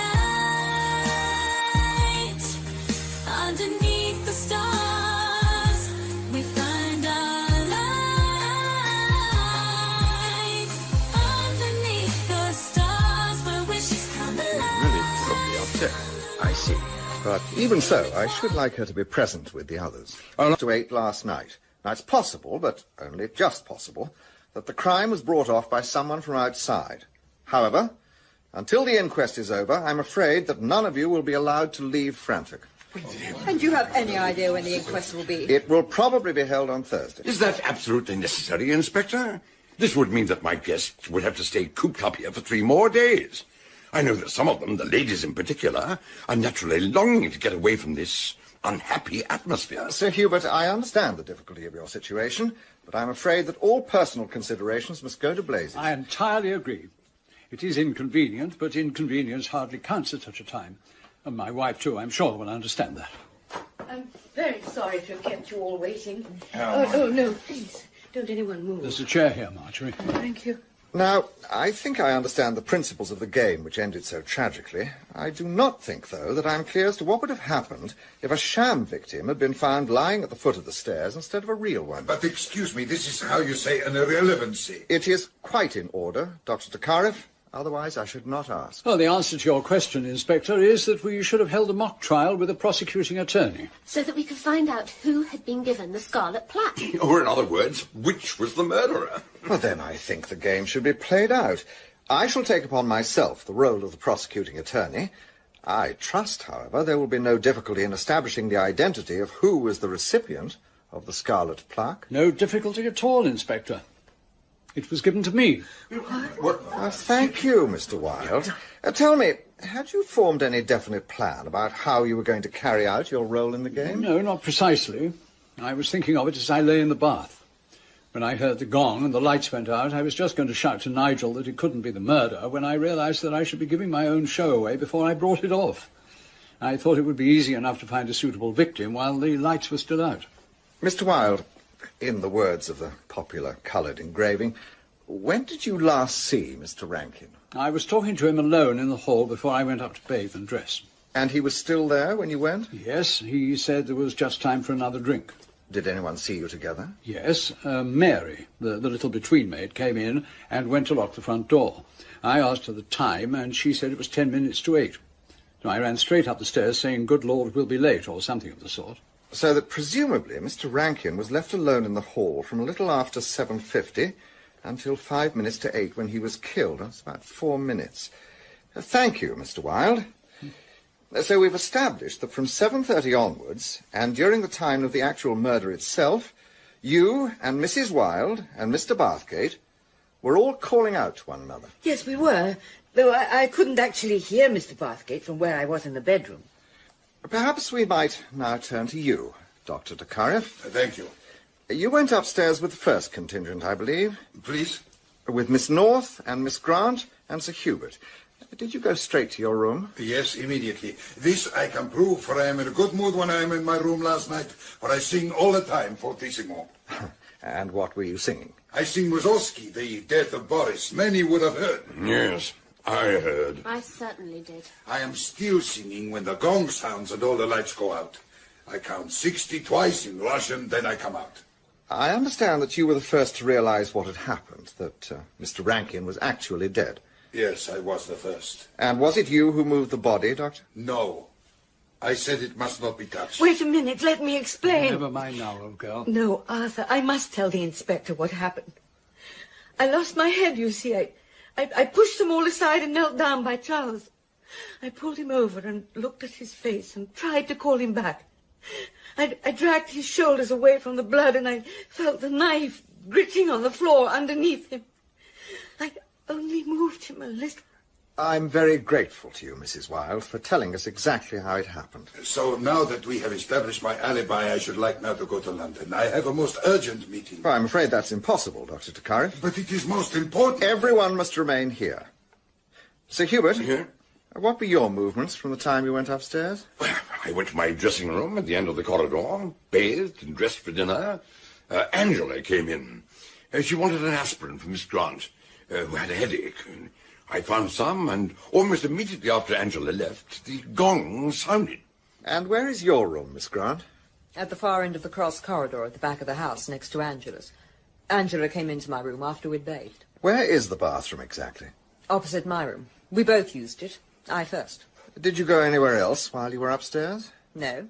I came down after the alarm. You're sure of that? Why shouldn't I be? Well, because, according to a statement given by the maid, Florence, to Sergeant Bunce, you were not in your room. I told you. I was in the bathroom. Well, this was while Miss North was occupying it. Florence said she saw you coming down the passage. She saw me. Rosamond! Get some brandy. The poor woman's fainted. Looks a bit fishy, don't you think, sir? All the same, I don't quite see the young lady as our man, so to speak. Well, then what was she doing when she was out of her room? And why tell a lie about it? I'd be much more inclined to go for the Russian bloke. He'd have to be pretty nimble on his pins. His room's a long way down that corridor, and everybody heard him singing. I think it's time we took a closer look at the scene of the crime. Come with me, will you, Bunce? The last the maid saw of Mr. Rankin, he was mixing himself a cocktail. At that table, right at the foot of the stairs. Which is probably where he was standing when he was struck down. How tall are you, Bunce? 5'11" in my socks, sir. That's good enough. Rankin was just on 6 foot. Stand roughly where he was standing, will you? About here, sir. Yes, that'll do. The knife was in that leather holster affair hanging on the wall by the stairs. And, well, therefore, the murderer stood about here, took the dagger in his right hand, but I can't get the angle right. You see, either the banister gets in between, or if I stand on the bottom step, well, I'm too far away. See if you can get any fingerprints from the bottom knob of the banister, will you? I'm going to root around in the fireplace. There's something very curious. But I can see it with my naked eye. A left-hand impression. Looks as if it's pointing downwards. Well, quite a funny place to get your hand. Any luck in the grate, sir? Yes, there's some traces in the tray. It looks as though someone's been burning a piece of leather. And here's a dense press button. From a glove, by the look of it. Bunce, when you finish there, take a look around the guests' rooms. See if you can find a single glove. Yellow dogskin. A single yellow glove? In this great warren of a place? Well, quite a tall order, but I'll give it a go. I'm not promising anything, mind. Mr. Bathgate, just the man. Can you tell me which room is Dr. Takaris? I think it's down here, along the back corridor. Yes, judging from my recollections of his vocal efforts last night, I should say this was it. Yes, I think you're right. Thank you, Mr. Bathgate. All right. Very tidy fellow, by the look of things. A couple of novels, Webster's Dictionary. This must be his writing case. Locked. That shouldn't prove too much of a problem. I thought not. Documents, mostly in Russian. Photographs, all of the good doctor himself. And a seal with the engraved sign of a long-bladed dagger. Very like the one used to kill Rankin. It's only me, sir. Mr. Bathgate told me I'd find you in here. I've had a bit of luck. Oh, a left-handed yellow dogskin glove. A woman's by the look of it. And the button matches the one I found in the grate. It took a bit of finding, sir. It had fallen down the back of the tall boy underneath the bottom drawer. And in whose room did you find it? Mrs. Wilde's. Mrs. Wilde's? But if what Bathgate says is right, she was in her room the whole time he was talking to her husband. Oh, blast. Well, anyone could have nipped in and swiped it earlier. That's true. Thank you, Bunce. A most valuable bit of hunting. Fresh air at last. I feel as if I'd been cooped up in the house for weeks. Yes, it does rather tend to breed morbid thoughts. Nigel, let's make a pact. We must be honest with one another about the murder. It'll help such a lot. Or am I being a nuisance? Oh, I agree. I'm glad you suggested it. And how could you possibly be a nuisance? Well then, that's all right. I don't think you killed Charles. Do you think I did? No. Who do you think did do it? I've really no idea. I'd like to think it was Tokarev, but... Why Tokarev? Well, he looks like a villain for a start, and I'd rather it wasn't one of your uncle's friends. Who do you think did it? Don't answer if you'd rather not. But it's part of the pact. I rather think that it might be... Mr. Bathgate, there's a telephone call from London. It's your paper. Thank you, Mrs. Wilde. I'm just coming. Well? I think I'd better keep it to myself just for the moment. I might be very wrong. I've been having a word with a fingerprint expert. He's been picking up everyone's prints, very unobtrusively, you understand, teacups and so on. Anyway, that left-hand print on the stair knob is Mr. Wilde's. And like his wife, he has a perfect alibi for the time of the murder. But there's something else has come up, sir. What's that? The deceased dinner jacket, sir. What about it? Well, there's a good deal of liquid powder down the face of it. I understand that Mr. Rankin was rather keen on the ladies. Any idea which particular lady? We've had a bit of a go round the dressing tables of Mrs. Wilde, Miss Grant, and Miss North. Mrs. Wilde seems to travel with an entire beauty parlour in tow, and Miss Grant's not too far behind her. So, which of them was it?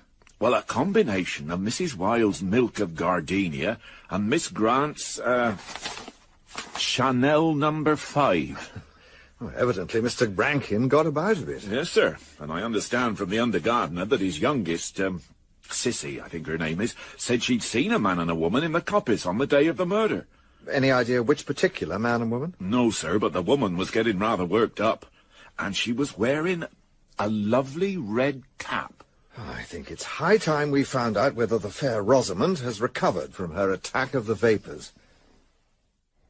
So, do I head the list of your suspects, Inspector? I think you were ill-advised to mislead me this morning. Far better to tell me where you went after your bath last night.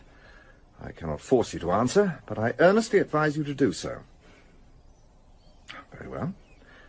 Tell me whom you went walking with in the woods, wearing your red cap. I can't tell you. I can't! As you please. Perhaps, before I go, you will let me have a few details about yourself. How long had you known Mr. Rankin? 6 years. Quite a long friendship. I met him at Cambridge. I was a student at Newnham, and Charles seemed to know everybody. He was nearly 20 years older than I. At Newnham? You must have been up with a cousin of mine, Christina Alleyn. She's a fully-fledged chemist now, and lives in an ultra-modern flat in Knightsbridge. Yes, I remember her, I think. Well, I won't trouble you any further today, Miss Grant. But be advised by me, think it over. I shall come back to see you tomorrow. Make up your mind to tell me where you went immediately before Mr. Rankin was murdered. I'll bear it in mind, Inspector. Hello? Could I speak to Christina Alleyn, please? What? Oh, Christina, I didn't recognize you. You sounded so grand. Look, you can help me if you will.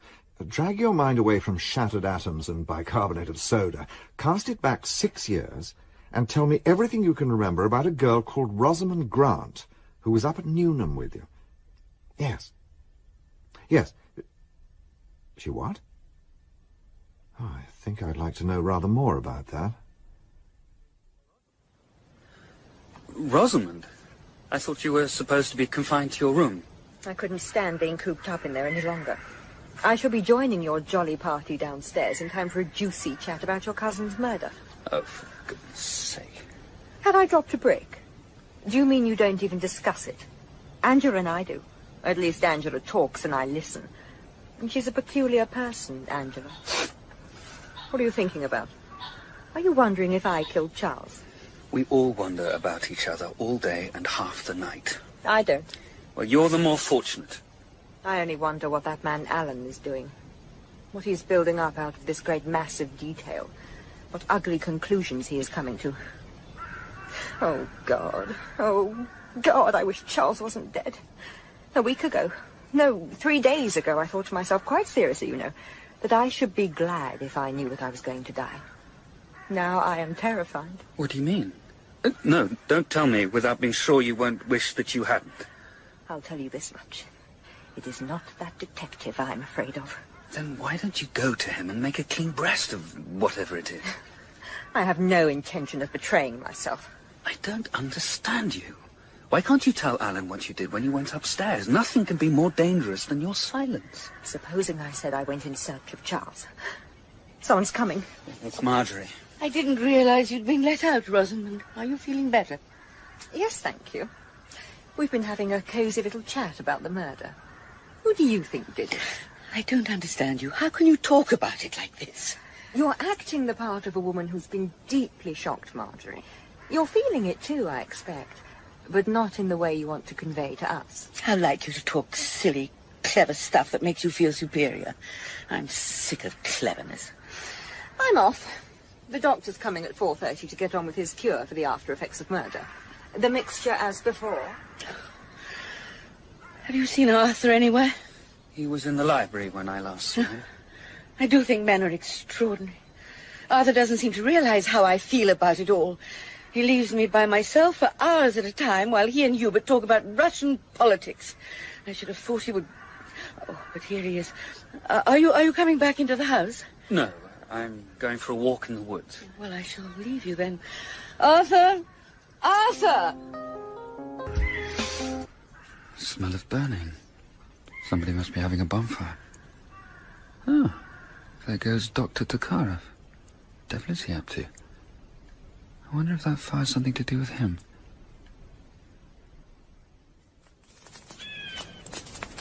He's been burning papers of some sort. If I could grab some of them before the fire gets them. Ouch! Damn blast. Right, what the devil have we got here? They won't mean much to you. Hell's boots! But they're in Russian. I've seen these papers before. They were in his room. And if they're important enough for him to burn them, they're important enough for the Russian expert at the Yard. Thank you for singeing your fingers, Bathgate. Let's go and make ourselves comfortable on that log. I want to talk to you. Every member of this household is concealing something from me. You are yourself, you know. How do you mean? I was watching you with Miss Grant and Mrs. Wilde. There's something that hasn't come out yet, and I fancy I know what it is. Oh, Lord. Alan, it's all so beastly. And it doesn't amount to a row of beans. Let me be the judge of that. How far had the affair between Charles Rankin and Mrs. Wilde gone? I don't know. I mean, how did he find that out? He held her in his arms on Saturday night. Now, if it was in his room... It wasn't. Oh, then where was it? Oh, come on. I got under your guard. Oh, hell. I'll come clean. It was on the night before the murder.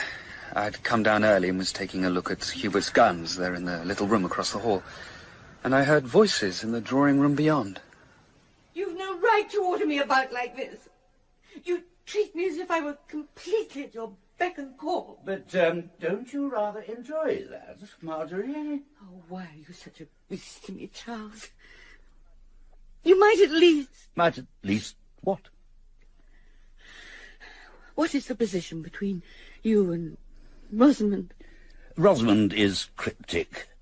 She tells me she is too fond of me to marry me. And yet all the time you... Oh, I'm such a fool. Yes, you are rather a little gauche, aren't you? Come here. Oh.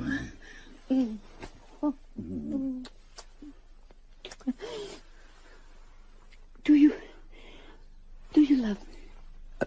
No, not really. Not quite, my dear. But you're very attractive. Won't that do? Do you love Rosamond? Oh, for goodness sake, Marjorie. I could hate you. You're vile. And then the gong sounded for dinner. Charles and Marjorie left very hastily, and at that moment I heard someone coming out of the little alcove next to the gun room. I realized that whoever it was must have been hiding there and listening to every word of that conversation. Have you any idea whom it might have been? I rather felt that it was a woman. At least, they sounded like a woman's footsteps. Thank you, Mr. Bathgate. How would you care to be a part-time amateur sleuth? Oh, I'd love to. But why me? Because you're the only person who has an absolutely cast-iron alibi. Oh, that's nice to know. Well, I want you to help me out. I need to have a good look around Marjorie Wilde's room. I'd like you to keep KV, as we used to say at school. Stay in your room and keep your ears and eyes open. I'm reckoning that everybody will be in the drawing room at this time of day, but if you hear anyone coming, you can nip through the bathroom you share with Wilde and tip me the wink. What are you hoping to find? Well, I'm not quite sure. Souvenirs, letters, keepsakes, that kind of thing. It all sounds a bit sneaky. I'm afraid that is what sleuthing is all about, being sneaky. Now, come on. Alan's certainly taking his time. He's been in there for ages. Marjorie can't have that many secrets to hide. Oh, somebody's coming down the corridor. Alan! Alan! What the devil? Oh, I'm so sorry, Arthur. I thought you were Alan. So I gathered, Bathgate. Now, will you kindly tell me, did you think Alan was here? Or in my wife's room? Well, you see, In your wife's room, as it happens. Mr. Wilde, I've been investigating all the rooms. It's part of the procedure. Why must you torture us all like this?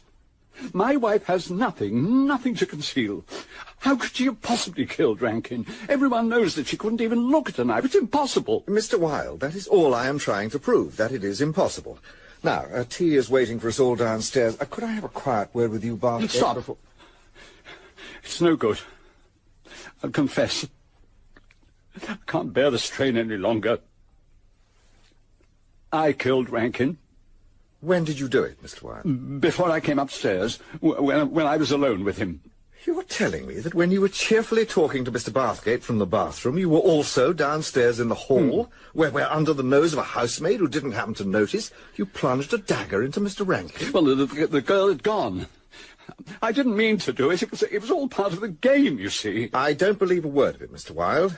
And as for games, you're playing an extremely dangerous one. I shall be in the study if you can spare me a moment, Bathgate. Look here, Arthur. We're all letting our nerves get the better of us. I'm certain that no one really suspects your wife. Alan must know that she couldn't have done it.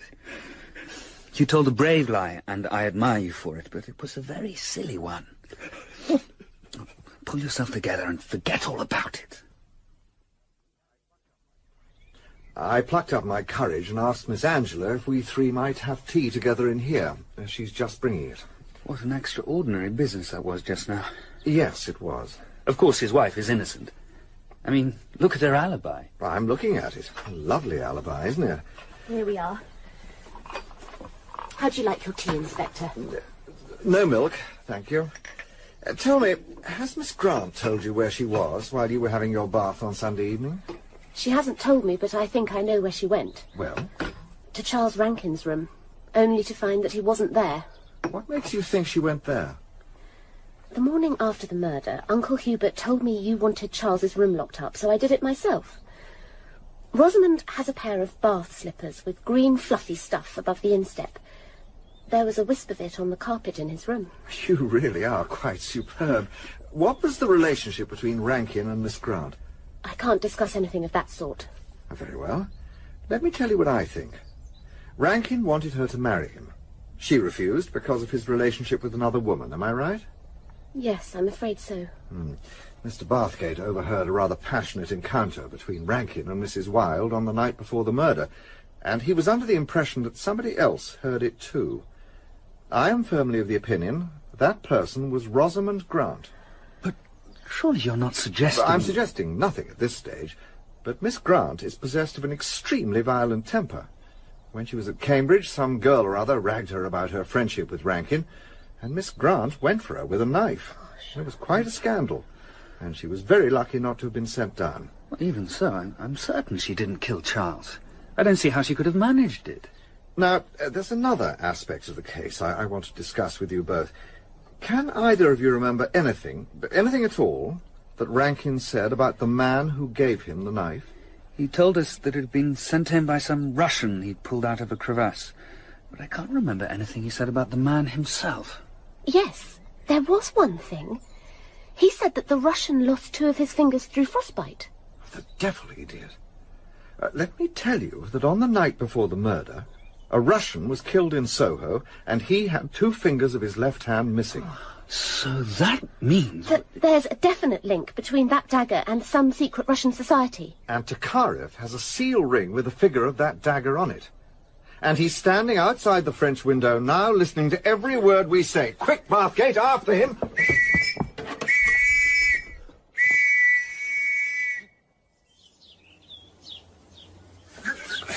It's all right, Inspector. I've got him. Will you please get this fat policeman off my stomach? I am innocent. So what's that under your coat, Doctor? Good Lord, it's the dagger, the one that killed Rankin. What the devil's going on? What are you doing to Tokarev? They have put me under arrest. I swear that I am innocent of the murder. Dr. Tokarev, I am charging you with... I am innocent, I tell you. I did not kill... I am charging you with conspiracy and sedition, of membership of an illegal society, and being an accomplice in the murder of Svatoslav Krasinski. Krasinski? Who the devil's he? He's the man who gave Rankin the dagger, the symbol of the Brotherhood of the Black Eagle, which Tokarev was attempting to carry off with him. Now take him down to the station, Sergeant. Sir. But does this mean that it was Tokarev who killed Charles? Nothing so convenient, I'm afraid. Krasinski was pretty certainly murdered by the Brotherhood for giving away the dagger to Rankin. And Tokarev was obviously determined to get it back, but that's as far as it goes. Unless he's a skilled ventriloquist and can throw his voice upstairs and all the way along the back corridor, he's out of it. So where do we go from here? Well, back to the body at the foot of the stairs. Tell me, Miss Angela, Do you ever slide down that extremely tempting banister? Yes, as a matter of fact, I do. We have competitions sometimes at Uncle Hubert's weekend parties. Face first without hanging on. Competitions? Yes, I'm quite good at it. So is Charles. Marjorie can't do it at all. Rosamond won't even try. And poor Dr. Tokarev was hopeless when he had to go at it. Why do you want to know? It can't have anything to do with the murder, surely. On the contrary, I think it may have everything to do with it. But I shall do my best to keep my lively imagination in check until after the inquest tomorrow. Not that I expect anything very much By person or persons unknown and adjourned for a month. Hardly very surprising. At least all my guests will be free to go home now. Bathgate, I can't tell you how deeply I regret the tragic circumstances of your first visit to Frantok. Oh, please, sir. You were one of Charles's oldest friends. I'm sure you must have felt his death more than most of us. That's right. I was extremely fond of him. I believe he has left you a number of pictures and books, but since the greater part of his possessions come to me, I do hope that you will let me know if there is anything you would like to have as a particular reminder of him. That's very thoughtful of you. Well, I'm sure there's nothing that I... except perhaps the dagger. As you remember, he assigned it to me. You want the dagger? It may seem strange to you, but you're not a passionately committed collector. And it seemed to me that I should have it in memory of Charles.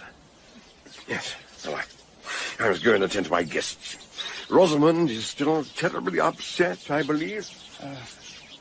Yes, of course. And I must go and pack. Bathgate, I was looking for you. Let's find somewhere we can talk undisturbed. Why, what's up? Are you going to tell me you've discovered the murderer? Well, as a matter of fact, I am.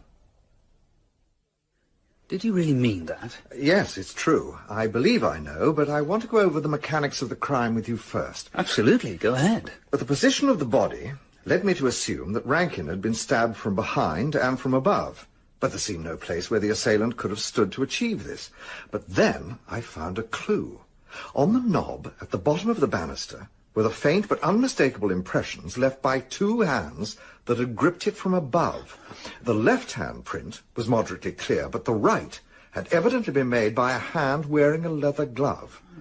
It called up a picture of someone standing with his back to the stairs, leaning across the curved end of the banister at a very unlikely angle.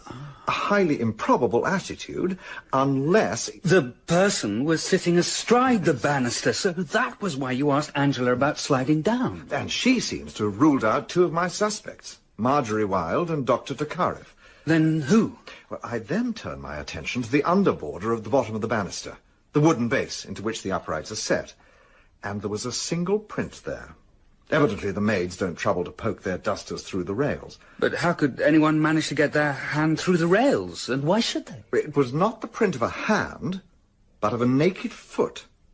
And with that discovery, a vivid little scene began to take shape. Now picture it, Bathgate. The hall is dimly lit. Rankin is bending over the cocktail tray, pouring himself a drink from the shaker. The stairs are practically in darkness. At the top of them appears a dim figure wearing a dressing gown, or perhaps only clad in underclothes. There's a glove on the murderer's right hand. The figure slides silently down the banister, reaches across to where the dagger hangs in its holster, and stabs Rankin, who pitches forward, striking the gong with his head. So that is why the gong sounded. And the figure on the banister reaches out and switches off the light. Total darkness. Well? What do you mean, well? Am I supposed to know who it is?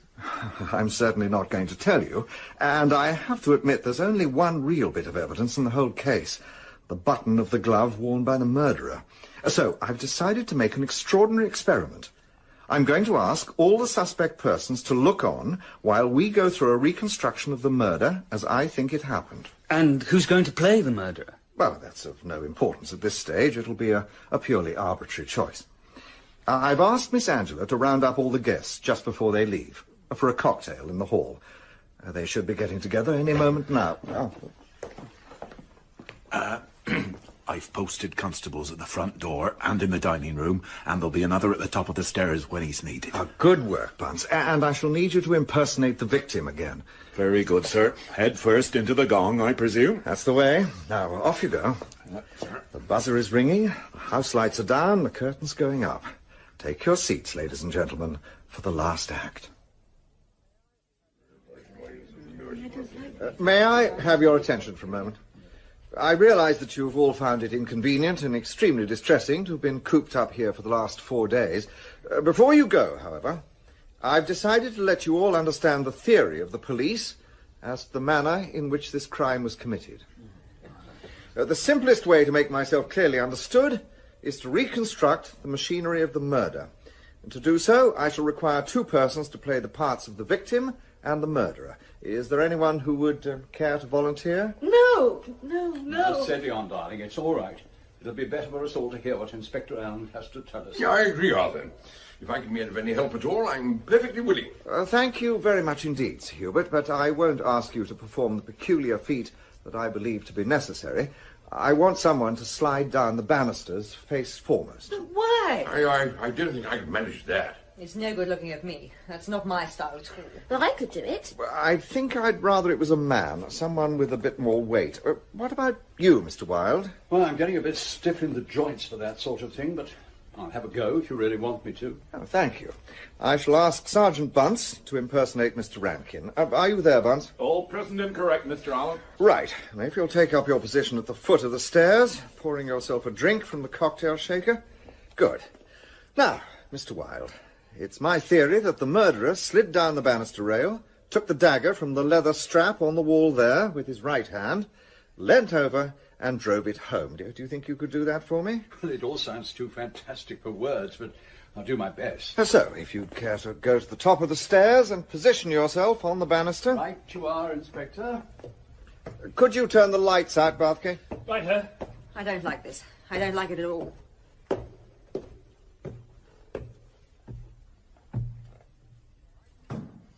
Right, Mr. Wilde, down you come.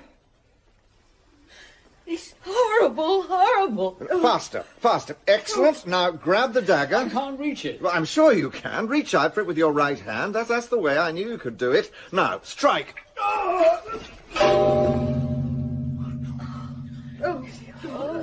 There, you see. That's how it was done. Lights, please, Mr. Bathgate. Well done, Mr. Wilde. Only you forgot something. The yellow glove.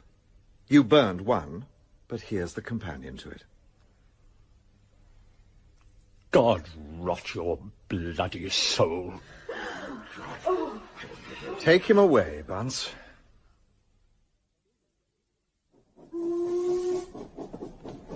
I still don't see how it could possibly have been Arthur Wilde. I was talking to him all the time he was having his bath. Yes, I know you thought that. His wretched wife thought so too. It confused all my thinking for a long time. You had this mental picture of Wilde lying there in his tub and washing behind his ears. You heard all the suitable noises. Running taps, splashy, soapy noises and so on. If you could have seen... Seen what? Seen Wilde come into the bathroom in his underpants, clutching the glove he'd taken from the tall boy in his wife's room a little while earlier. He turned on the tap, splashed about with his hands, pretended to be washing while he spoke to you. And then, probably calling out to you first, he slipped out through the door of his dressing room just as the maid entered your room. You mean that was when he killed Rankin? Exactly. 8 seconds later, the gong sounded and all the lights went out. Wilde darted back, tore off his clothes and got into the bath. And while he was lying there, chatting to you, well, I imagine he gave himself a thorough scrub in case Rankin's blood had spattered his body. But why did he do it? Well, primarily for the money. He knew that Rankin was leaving him £3,000. I've been making a few inquiries, and he seems to have been in a bit of a fix generally. Marjorie Wilde owes over 1,000 to various dressmakers, and he'd lost heavily on his last book. But I don't think money was the only reason. You mean it was because of the way that Rankin was carrying on with his wife? Yes, it was all pretty shameless, and Rankin didn't go out of his way to conceal it. And that stupid Marjorie Wilde was very careless. While you were keeping KV, I found letters from Rankin to her that didn't leave much doubt about their relationship, with Wilde's fingerprints all over them.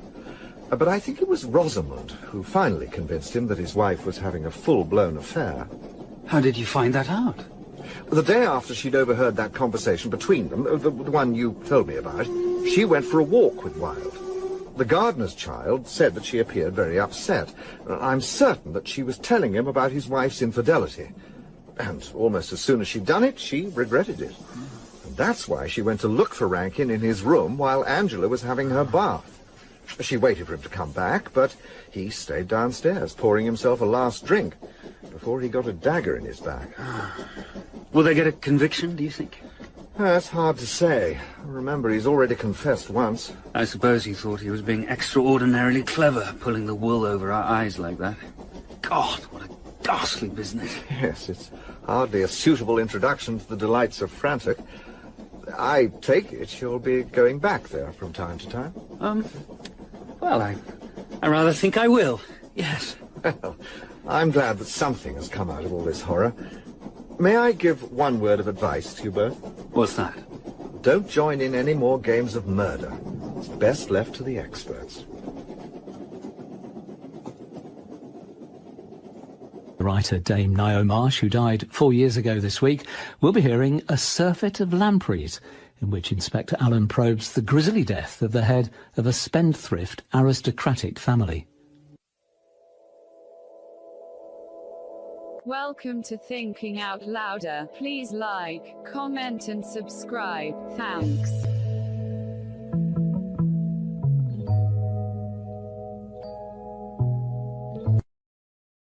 Gabriel, you know how I hate asking you for money. Ah, you've done it often enough, and I'd have thought that begging for it was closer to the mark.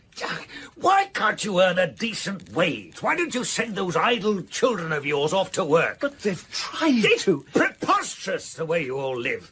Butlers and cars and doing the season when you haven't a penny between you. We may have dribbled money away, Gabriel, I grant you that, but we've gained something with it. Imogen and the children have gaiety and warmth of heart and loving kindness and charm. Charm? Any low-down blackmailer has charm. And where's this loving kindness you talk about when it comes to letting down your creditors? If it hadn't been for that, nothing would have induced me to ask for your help. And you're not going to get it. You can drag yourself and your fool of a wife and your precious brood through the bankruptcy court.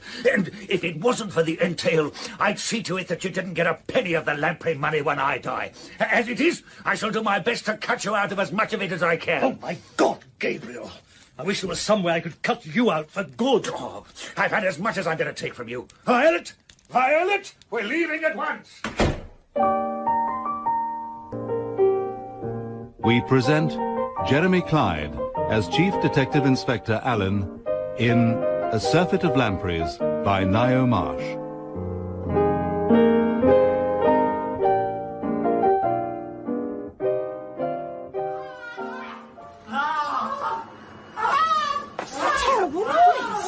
What's happened? It's Lady Violet. The lift's coming back up. What the devil's going on? Gabriel! Oh, my God, the poor fellow. Robin, for God's sake, get the children away. Henry, ring for a doctor as quick as you can, and I think you'd better contact the police. Oh, Bathgate, my dear chap. Look, I don't have a second. Something rather urgent's come up. I know, that's why I'm here. What do you mean by that? The murder of the Marquis of Wotherwood. He was still living, the last I heard of it. How on earth did you get the news? Frid telephoned me. Frid? Frida Lamprey. She thought it might be a bit of a scoop for me, and that if I were there, it might keep the other news hounds at bay. You will let me come along, won't you? This Frid is the daughter of Lord Charles Lamprey, I take it? Yes, she's quite a character. And Lord Wotherwood is Lord Charles's elder brother? And he and his wife were on a visit to the Lampreys when he met with his accident? Yes, that's right. The Lampreys are old friends of yours, I imagine? I've known them all my life. They're as mad as mayflies and utterly enchanting. And they have such charm. The Lamprey charm is a byword. I shall brace myself for it. They don't live in the real world at all. It's all dressing up and mad parties and family jokes. According to Frid, they even tried to entertain Lord Wotherwood with one of their charades this afternoon. It might jolly your Uncle Gabriel up a bit. Put him in a more receptive frame of mind. How about Lady Godiva? You could be the palfrey, Henry, Daddy the horrible husband, and one of the twins could play Peeping Tom. If you think I'm going to curvet around the room with you sitting on my back in the nude... Your hair's not long enough, dear. Uncle Gabriel would be horrified. So what did they come up with? The story of Jael, I believe. Jael? The girl in the Bible? Who was Jael, anyway? She hammered a nail through Sisera's head. Vengeance is mine! But Lord Wotherwood was injured by a skewer being driven into his eye, wasn't he? Yes, it was the same skewer, the one they used in the charade. How excessively macabre. alive, do you think, Charles? It doesn't seem possible. And if he dies? It seems that if Gabriel dies, he would have been murdered. What will happen, do you think? Well, the police will be here soon. We must leave it to them. So, what do we tell them? Well, none of us tried to kill him, so I suppose we simply tell the truth, don't we? Of course, we tell them the truth. I think you'd better give me a synopsis of the Lampreys, Bathgate. We have, I take it, Lord Charles and his wife. Lady Imogen, but everyone calls her Charlotte. And the children? There are 5 of them. There's Henry, he's the eldest. He's always on the verge of taking a job, but somehow he never manages to get round to it. And then there's Frida. Commonly known as Frid. Yes. She's training to be an actress, and she's just a touch histrionic. And then there are the twins, Colin and Stephen. They're absolutely identical. It's really difficult knowing which is which. And then there's young Michael. His great passion is Hornby trains. And what about Gabriel's wife, Lady Wotherwood? She's still in the Lampreys' flat, I take it? Yes. I gather she's lying down somewhere or other being looked after by her faithful maid. Her ladyship's a distinctly odd bird, to put it mildly. Hungarian, I think, with some frightfully unpronounceable name. Her husband gave up trying to get his tongue round it and decided she should be called Violet. They have the most almighty rows and are always on the verge of breaking up, but somehow they stagger on. She's got particularly odd of late. Taken up witchcraft and black magic and all that sort of thing. It all sounds like the most frightful nightmare. Skewers and charades and broomsticks. And poor old Fox will be in the thick of it by now, trying to take down Lord Wotherwood's last words. Always supposing there are any. Is he going, do you think? It looks like it, sir. Do you want to tell us how you were hurt, sir? Perhaps he might respond better to you, my lord. Gabriel, do you know me? Will you ask him who attacked him, my lord? Oh, it seems so horrible now. Well, but he might manage to answer you. Gabriel, do you know who did this to you?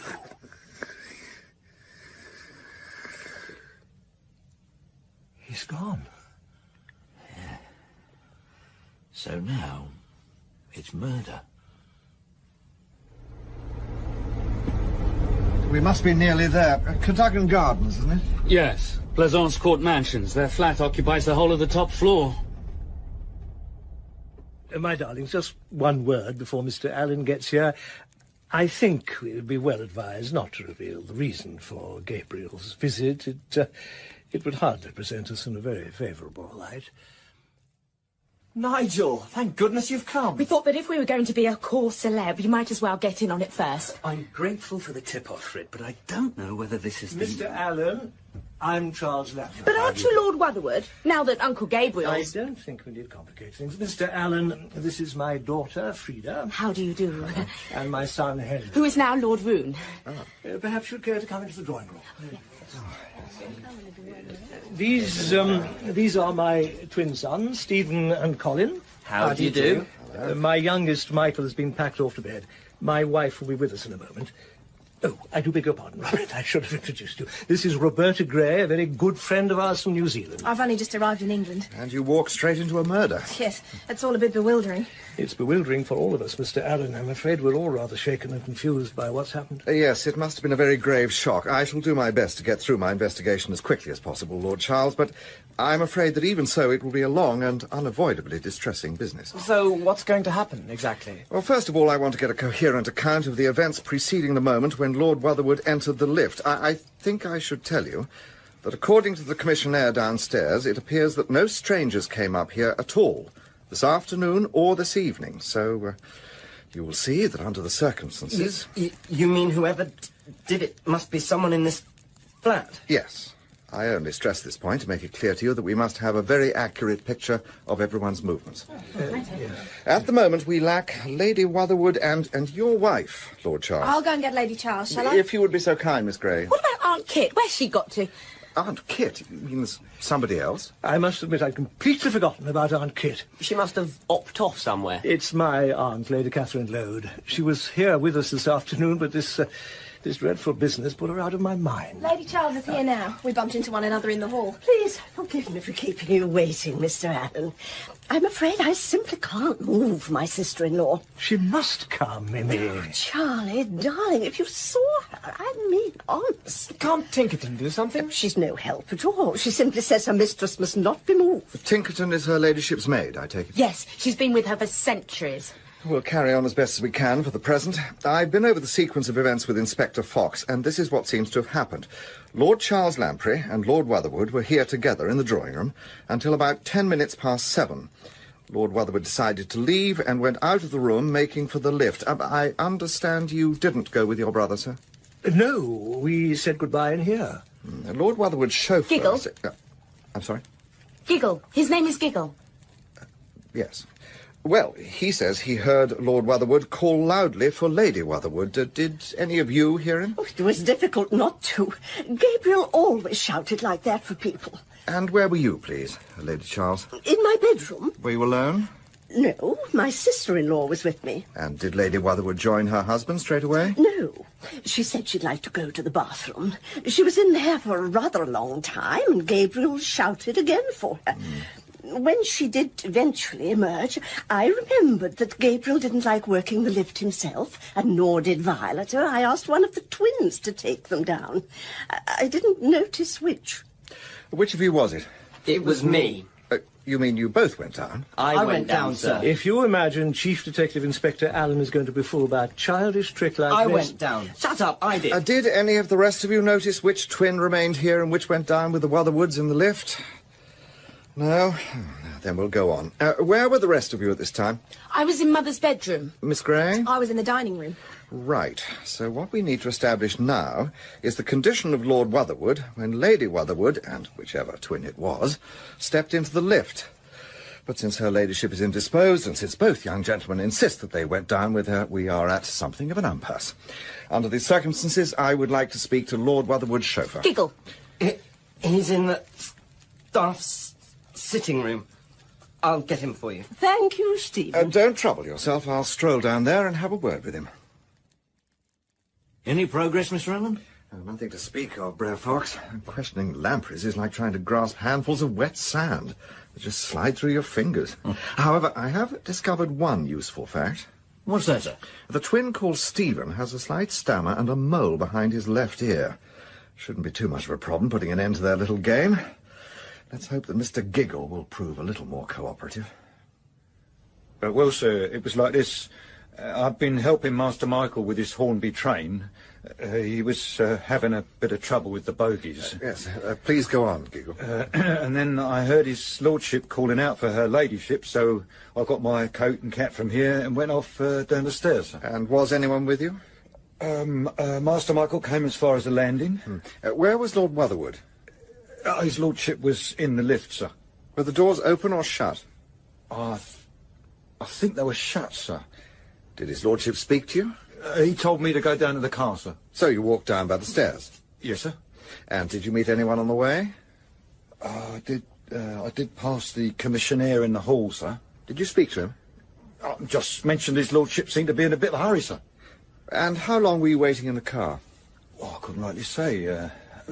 After a bit, Miss Tinkerton came down and joined me. Her ladyship's maid? Yes, sir. And then the young lady, Miss Gray, I think it is, came to fetch us up again, sir.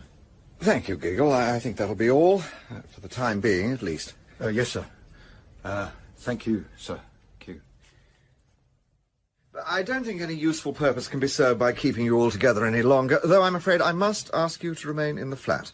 Lady Charles, I'm sorry, but I would like to have a word with your son, Michael, if it's possible. Oh, I've no objection, Mr. Allen, but Nanny will have a fit waking him at this hour. I don't think you need worry, Mummy. When I last looked in, he'd got out that magnifying glass you gave him for Christmas. He said he was going to do some detective work. Well, perhaps I'd better go and explain to him what it's all about. I'll bring him to you. I'm sure that won't be necessary, Lady Charles. I wouldn't want to put you to any trouble. Perhaps, though, Nanny could be on hand while I have a word with the boy in his bedroom. I'm sure Mr. Allen will be very considerate of me. I'm sure he will, and Mike will be only too thrilled. I don't imagine I shall be very long. When you've met Mike, Mr. Allen, you'll realise that no one on earth could prime him with any story. Don't be an ass, Fred. What you may not realise is that Mike is the most accomplished little liar You'll think he's telling the truth, but if an agreeably dramatic invention occurs to him, he'll use it. How old is Mike? 9? Do you know that in the police courts we regard small boys between the ages of 8 and 14 as ideal witnesses? They're almost top of the list. Really? And what type of witnesses do you regard as the bottom of the list? Oh, young people of both sexes between the ages of 16 and 26. Why? The textbooks say that they're generally rather unobservant. Too much absorbed in themselves and in their own reactions. I'll collect Nanny on my way, Lady Charles. And that puts us very firmly in our place. I don't think the Lamprey repertoire of tricks and surprises is going to cut much ice with handsome Alan. So that's where you've got to, Bathgate. I've got a bone to pick with you. What do you mean? I haven't done a thing since we got here. What's all this handsome Alan business? I don't follow you. It was in an article you contributed to True Detective magazine. Damn it, Alan. It was meant to be a kind of joke. How did you find out about that? Master Michael told me. I might have known it would have been him. He's too smart for his own good. Did you get anything interesting out of him? It all went swimmingly to start with. He was all too eager to play detectives, going through everything he remembered in minute detail. Anything of any consequence? Well, yes, there was one thing. He remembered seeing the murder weapon. The skewer? It had been left on the table outside the drawing room after the charade, but it wasn't there when Gabriel got into the lift. Mike noticed because he was saying goodbye to Giggle. He worships Giggle because he knows all about Hornby trains. Anything else? After that, it all started to go badly wrong. He kept on saying that Uncle G was in a terrible stink about something, but when I asked him if he knew why, Nanny stepped in very smartly and said he mustn't talk about things like that without asking his parents first. I thought I could nip that one in the bud by sending the constable off to fetch Lord Charles, but by the time his lordship arrived, the boy had worked himself up into the most terrific frenzy of rage. Yes, in certain circumstances, the Lampreys are rather inclined to go off the deep end. He was screaming that Nanny was treating him like a damn silly kid when he was trying to help Scotland Yard, and that was when I committed my great gaffe. How come? Well, like a blasted idiot, I told him he'd never make a policeman if he couldn't keep his temper. And at that, he pulled his bedclothes over his head, turned his face to the wall, and refused to speak another word. What could he have been wanting to tell me, do you think?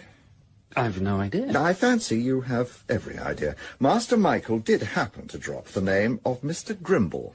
Grimble? Who's Grimble? Again, I think you know very well, Bathgate. It isn't a good idea for you to run with a hare and hunt with the hounds. I'll lay you 100 to 1 that Mr. Grimble, who sits in a corner of the kitchen, impassively still reading his morning paper, is a bailiff. And from there, it's not difficult to work out why Uncle Gabriel was in such a stink. 9. Shh! Someone's coming up the stairs. 91, 92, 93. Who on earth is it? 94. I think there's only one person it can be. Such a long, exhausting climb. The lift doesn't seem to be... Oh, I do beg your pardon. I thought for a moment you were my nephew. Lady Catherine. Speak up. I can't hear you, young man.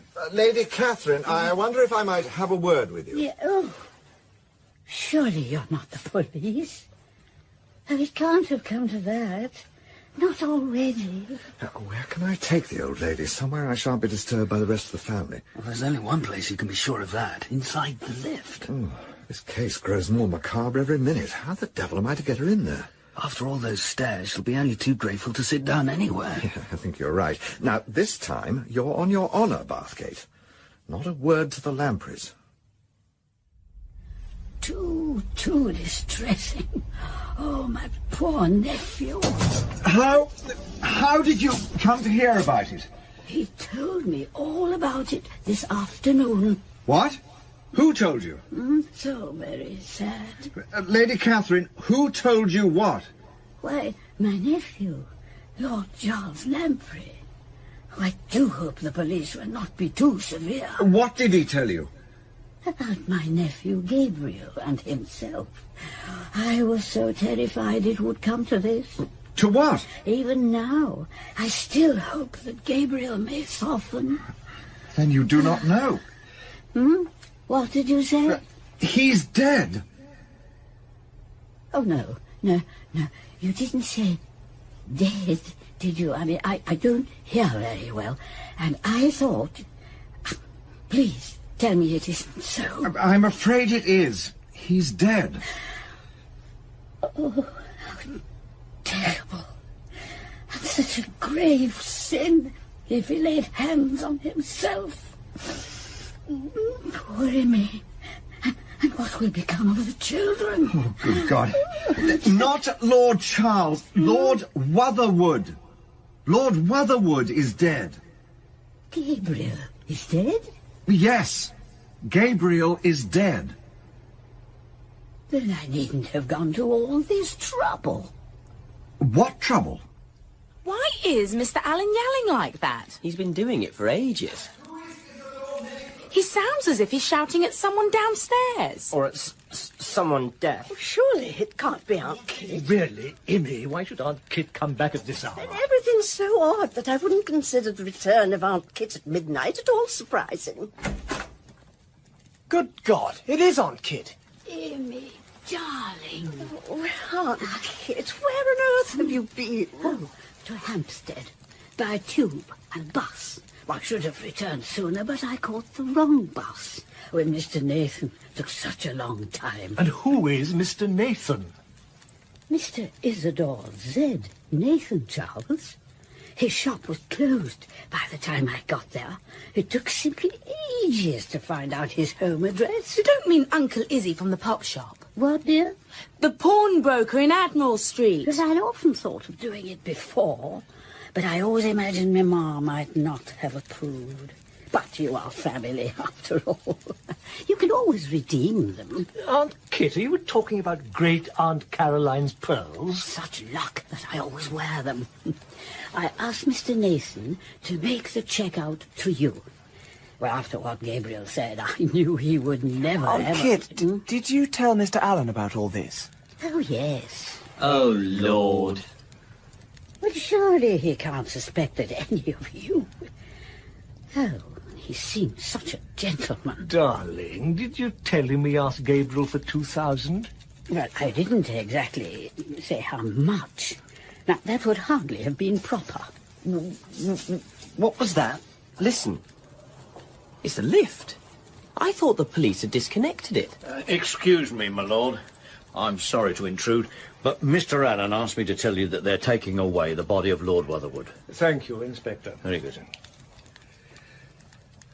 Poor old Gabriel. You never knew him when he was young, Emmy? Sadly, I didn't. We were such close friends when we were boys. It seemed such a queer thing for him to go away from us like this. I'm sorry to disturb you again, my lord, but it's Lady Wotherwood. Charles! What is it, Violet? What's the matter? I must see Chief Policeman at once. Are you feeling a little better? Go away! I do not wish to speak to you. I wish to speak to Chief Policeman. They have taken away my husband's body. I must have it back. I will arrange for your husband's remains to be brought back to your house in Brummel Street, Lady Wotherwood, as soon as the post-mortem has been carried out. Post-mortem? What will they do to him? Will they do dreadful things? Well, the surgeon will have to examine his injuries. Before they bring him into the house, tell them they must cover his face with something heavy and thick. Close down his eyes. The eyes of the dead can see where those of the living are blind. Otherwise, how could they find their way, as they do, into strange houses? I will see to it that Lord Wotherwood's eyes are covered. Now, it must be understood that I will not be touched or followed. I warn you that there is a great peril in wait for anyone who tries to get in my way. I have a very powerful friend who guards me well. Nevertheless, Lady Wotherwood, the circumstances of your husband's death oblige me to make very close inquiries. You had better be careful. My husband died because he offended against one greater than himself. I have not been told by whose agency he died, but I know the force that killed him. Lady Wotherwood, who took you down in the lift? It seemed to be one of the nephews. Seemed? Seemed. Lady Wotherwood, do you think it possible that somebody impersonated one of the twin brothers? Was there any recognizable mark? Yes. On the back of his neck? I saw it. Just here? Yes. It was a sign. He does that sometimes. Who? The little master. Ah, the little master. Yes. Do you think the attack on your husband happened before you reached the lift? He sat huddled in the corner, not speaking. I knew he was angry. He had called for me in an angry voice. He had no right to treat me as he did. I warned him of his peril. I told him Nibiros would do my bidding. Did you speak to him when you went to the lift? Why should I speak to him? His hat was over his eyes. I thought he was asleep. And when did you first notice that something was wrong? When the lift was about halfway down, I tried to rouse him. He fell forward. And there he was, with that thing in his eye, and a red ribbon of blood running down his face. His mouth was wide open, and I opened my mouth like his, and I screamed and screamed. Ah! Ah! So what was all that about? It's so damn preposterous that I hardly dare to think I'm on the right track. If I am, it appears that Lady Wotherwood believes her husband was destroyed by a demon. Well, that wouldn't go down very well at the Old Bailey, sir. Do you think she might have killed him herself? We can't rule it out. In fact, there's precious little we can rule out. We know the Lampreys are in deep water and had hopes of extracting a large sum of money from the victim. We know that they used the skewer in their charade, and that it was lying on the hall table at the time Lord Wotherwood stormed out of the drawing room. What's so infuriating is that any of the Lampreys could have grabbed that skewer, nipped across to the lift, and done the dirty deed. And if it's one of the Lampreys, all the others will lie like flatfish to save his or her mutton. All for one and one for all, so to speak. Well, at least I now know which of the twins went down with the Wotherwoods in the lift. But before I settle their hash, I think I'd like a word with Mr. Bathgate. He was in the kitchen when I last saw him, sir. I'll get him. Making any progress? Well, after talking to her ladyship, I really don't know whether I'm coming or going. I wish I could be certain that it isn't all just a very clever performance that she's putting on. She's a bit eccentric, certainly. I could hear her from the other end of the hallway. Eccentric as a rabbit on skates. That doesn't necessarily mean she's technically balmy. She's had a couple of spells in a nursing home, of course. Has she now? That maid of hers. Tinkerton. Has she been with her for some time? For as long as I can remember. She's probably the one person who really knows her. What kind of woman is she? She isn't any kind of person, really. She has a permanent expression as if she disapproved of everything and everybody, as if the world wasn't quite nice. Hardly sounds very promising, but I better have her in. I was in the servants' sitting room when I heard Lord Wotherwood call out for her ladyship. When I reached the landing, I noticed his lordship sitting in the lift. Mr. Giggle had already started down the stairs, and I followed after him. And you're positive you saw no one else? No one. Did Lord and Lady Wotherwood often pay visits to this flat? No, sir, not very often. We came up from Deepacres for this particular occasion. Yeah, that's the family home in Kent. Yes. And do you know why this visit was undertaken? His lordship had a telegram yesterday from Lord Charles. Have you any idea why he wanted to see his brother? From what little I heard on the drive up, it was a business visit. I did not listen, of course. Of course not. Yeah. But his lordship raised his voice once or twice and said that he would not do something his brother wanted him to do. And what was that? Do you know? The usual thing. Expecting his lordship to come to his rescue again. You know, of course, that Lord Wotherwood has been murdered. Everyone is saying so, sir. And do you know how he was murdered? Someone stuck a skewer in his eye. And have you any idea who did it? I don't know. I don't know anything about it. Well, you know he must have been killed by someone in this flat. So they say. But it wasn't me. I told you I was downstairs when it all happened. Ask Mr. Giggle, he'll tell you. How long have you been with Lady Wotherwood? 15 years. She's always been very kind to me. And generous? Very generous. Have you noticed any change in your mistress of late? No, sir, I can't say I have. No signs of instability? Oh, no, sir.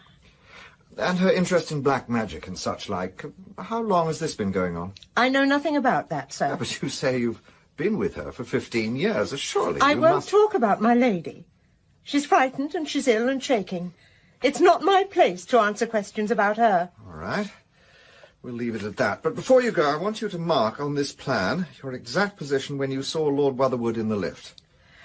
I was standing about here, sir. Thank you, Miss Tinkerton. Good night. Good night, sir. Good night, Miss Nickerton. Good night. Well, at least she's out of it.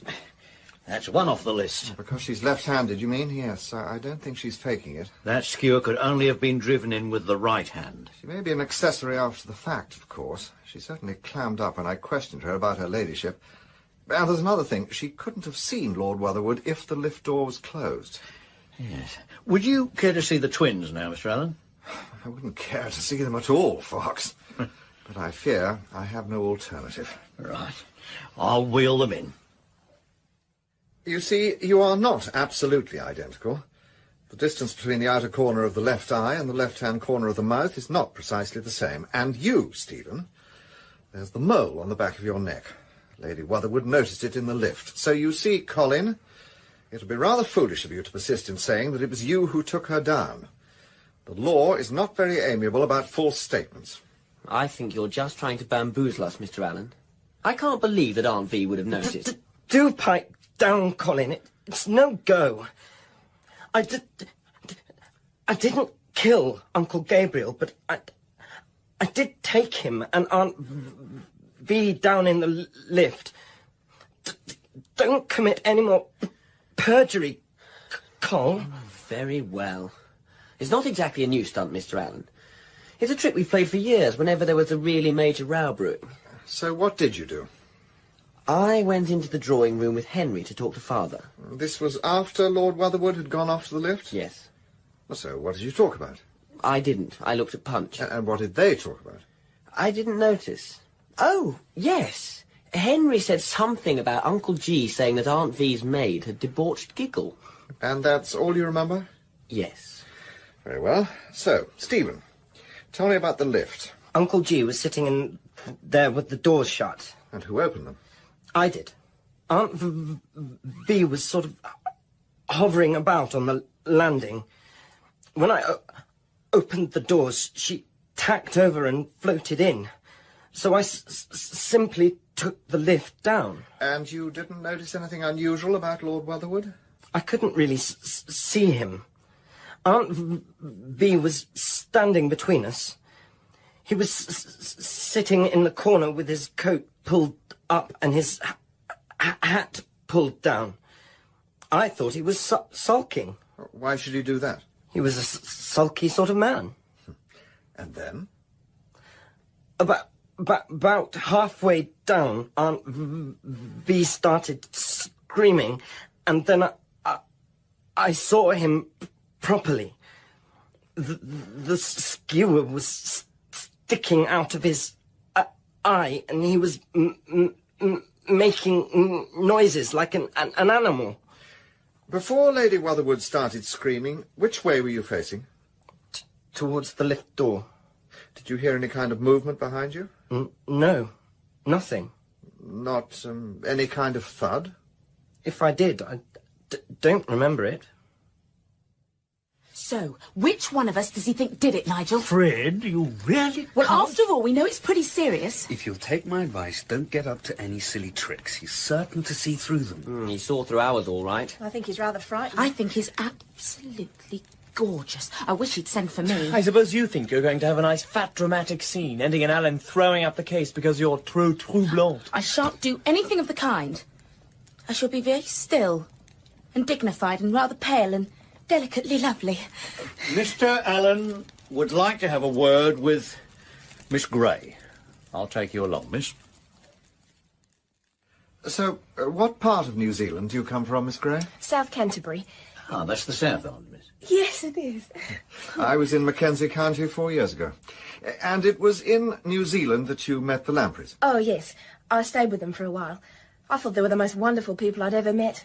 How did Lord Charles enjoy being a sheep farmer? I gather it wasn't altogether a success. I don't think he took it really seriously. It was more an adventure than anything else. They all belong here, really. Now, there's one particular point that needs clarifying. The business of Lord Wotherwood calling out for his wife. Well, we were all here in the dining room when he shouted the first time. And the second? It was just after Mike had said goodbye to Giggle. And after Lord Wotherwood called out, I heard the sound of the lift going down. You certain of that? Oh, yes. I was trying to find a cigarette, and then I heard the lift come up again. I was leaning out of the window looking at London when I heard Lady Violet make that terrible noise. Thank you. That is very interesting. You've got a note of that, haven't you, Fox? Oh, yes, Mr. Alleyn. Tell me, do you find the Lampreys much changed since you saw them in New Zealand? Not really. They all look a bit more grown up than I remembered. They haven't grown up as far as their pockets are concerned. Oh, they've never worried much about money. It doesn't mean anything to them. But if they're faced with bankruptcy... Well, something always happens to save them. I gather this time they may not be so fortunate. You see, we know why his lordship was invited here.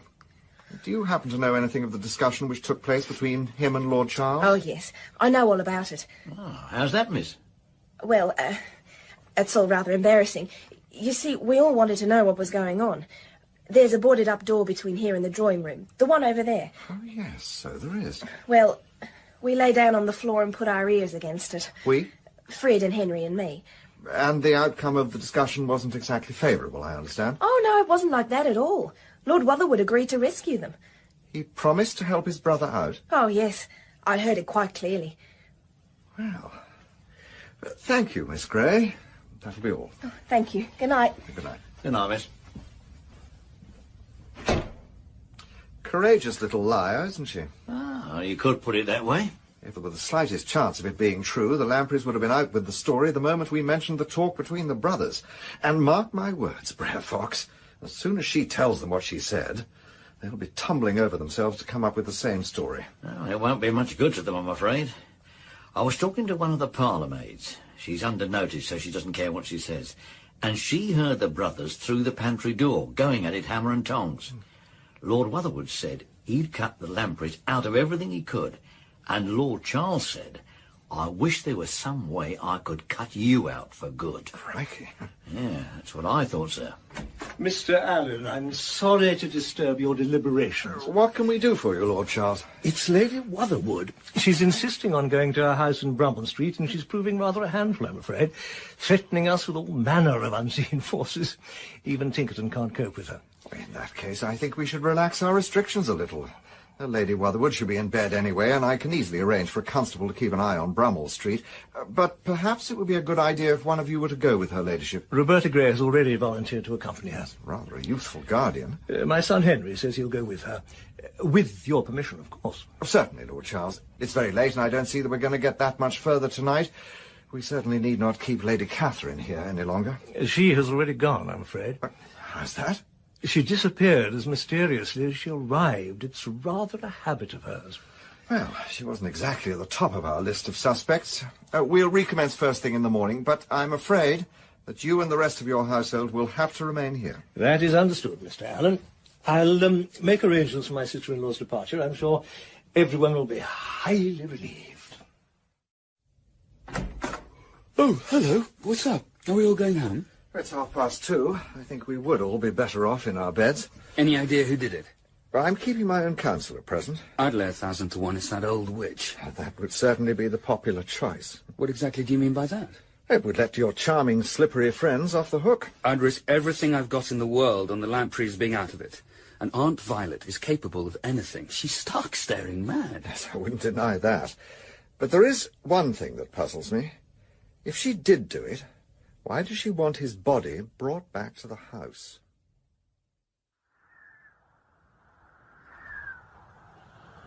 Adonai, Dalme, Lode, Tetragrammaton, Ameration, and all you spirits of the night, come to my aid, that my purpose may be fulfilled and kept hidden from all the eyes of my enemies. Adonai, Dalme, Tetragrammaton, Ameration, and all you spirits of the night.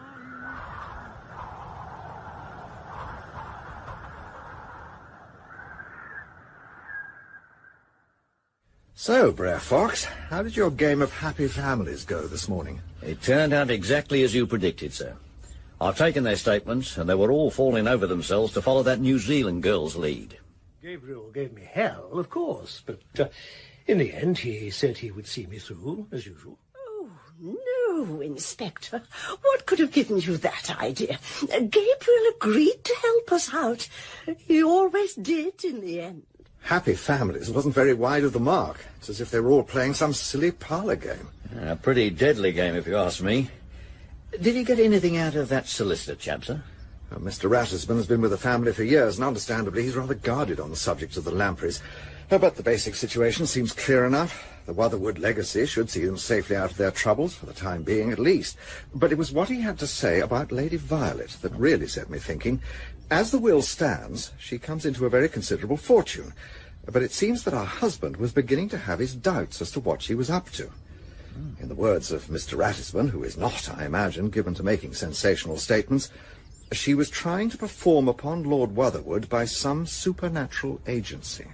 Bring about his death, do you mean? He didn't elaborate. The point is that he had been instructed to meet Lord Wotherwood this morning to obtain his signature to a new will, by which her ladyship would receive practically nothing. So that puts the old lady and the Lampreys on an equal footing, so to speak. It rather looks like it. And I found out something rather interesting about her ladyship's maid. Tinkerton? Yes, sir. I've been having a quiet word with Master Michael's nanny. Rather you than me, Brer Fox. Well, she's fairly got a knife into Miss Tinkerton. You know what those old girls are like? She kept on hinting that she was a very inquisitive sort of woman, very much in with her ladyship and against his lordship. She also said that Miss Tinkerton had been carrying on with the manservants and with that Giggle, as she called him, in particular. Yes, one of the twins mentioned something of the sort, and I found out something rather unexpected about Mr. Giggle. What's that, sir? By the terms of Lord Wotherwood's will, he receives £300 per annum and a small freehold property near Deepacres. Yeah, but that hardly means... Even so, I think we should have another word with Giggle. Does rather put him in a different position. Ring up the Brummel Street house and get him over here, would you, Fox? As I told you before, sir, I don't know a thing. I've got nothing to do with it. I never wished his lordship dead. His lordship always treated me fair enough. Yes, even to the extent of leaving you a nice little property, I understand. I never asked for nothing. It was all along what my dad did for his lordship's father. You know, you can't pin that on me. It's always the same. If it's gentry and working men in trouble, the police always go for the working men all the time. It's one of the evils... That'll be quite enough of that, Giggle. This isn't Speaker's Corner. I just want you to answer one or two simple questions. Sit down. I'd as soon stand. Very well. You say you knew nothing about the tragedy until Miss Grey came down and told you. When you were going down the stairs, did the lift overtake you and go to the ground floor? No, sir. It didn't come down at all while you were on the stairs? Look, what sort is about the lift? It was up top. I never saw it go down. Oh, that is all I want you to tell me. How did his lordship get on with his servant? Good enough. Really?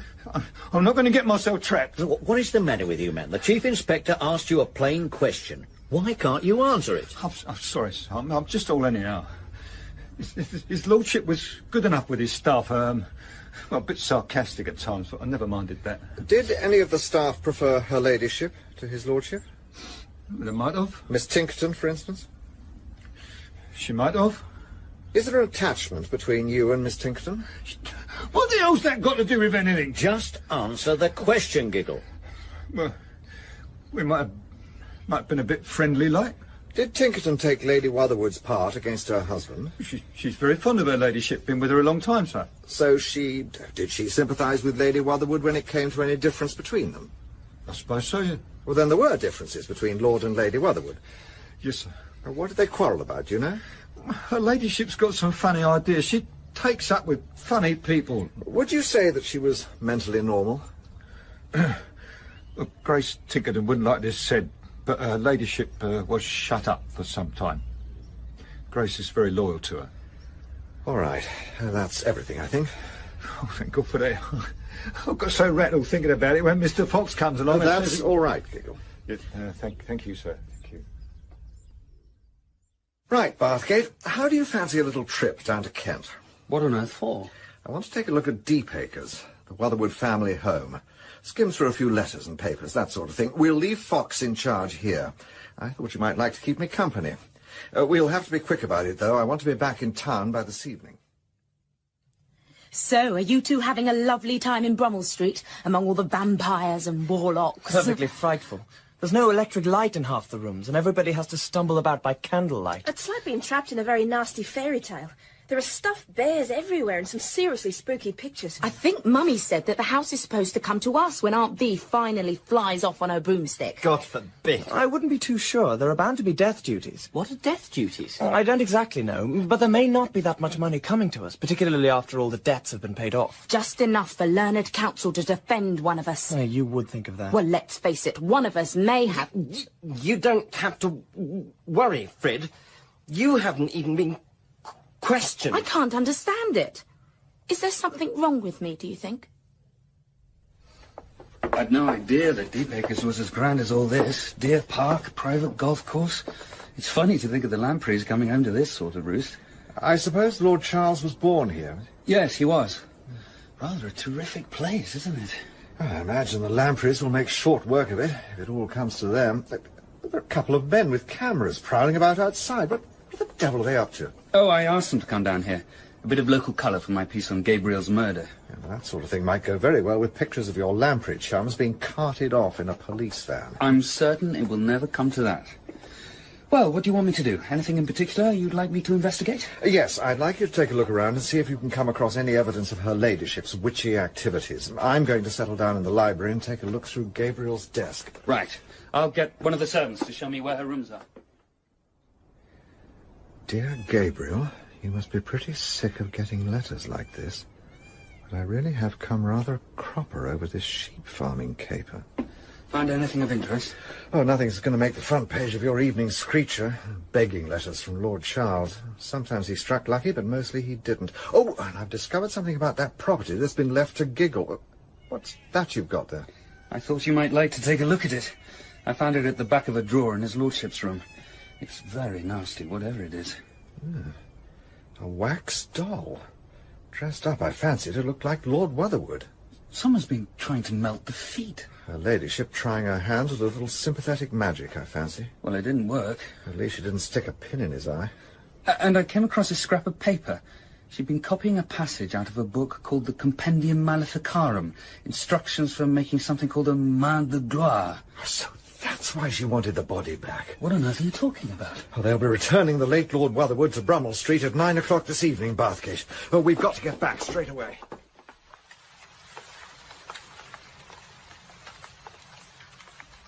Henry! Henry! Wake up! Wake up, please! Roberta, what's the matter? It's Lady Wotherwood. I saw a light going past the door. She's gone up the stairs to that room. The one where they put Lord Wotherwood. And I can't get any of the lights to come on. I'll go and see what she's up to. You better go back to your room. No, I don't want to be left on my own. I'm coming with you. The door won't open. She's locked herself in there with him. What on earth's she doing? It sounds as if she's sawing through something. I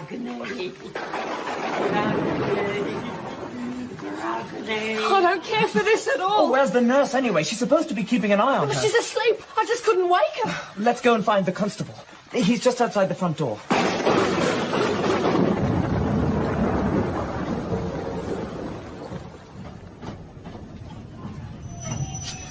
We're slowing down again. I do believe this train is going to stop at every station between here and London. If only the police car hadn't had that blasted puncture. I've never known you so jumpy. I'm worried about that crazy woman. God knows what she might have got up to by now. Where's my lady? She's not in her room. I can't find her anywhere. Well, she was in the room where they put Lord Wotherwood. Well, she's not there now. We can't wake the nurse and we can't find the constable anywhere. That's Lady Wotherwood. I only hope that's the police. I must go to my lady. What the hell's going on? Why are all the lights out?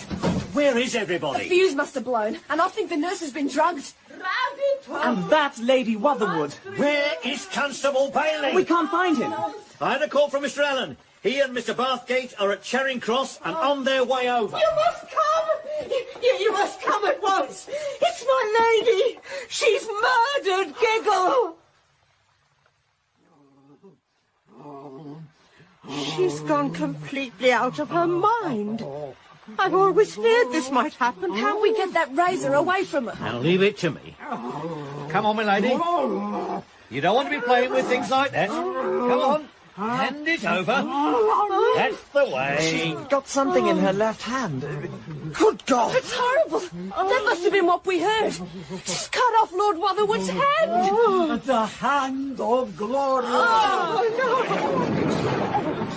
Oh, what about poor Giggle? His throat's been slashed, poor devil. She killed him. She killed him.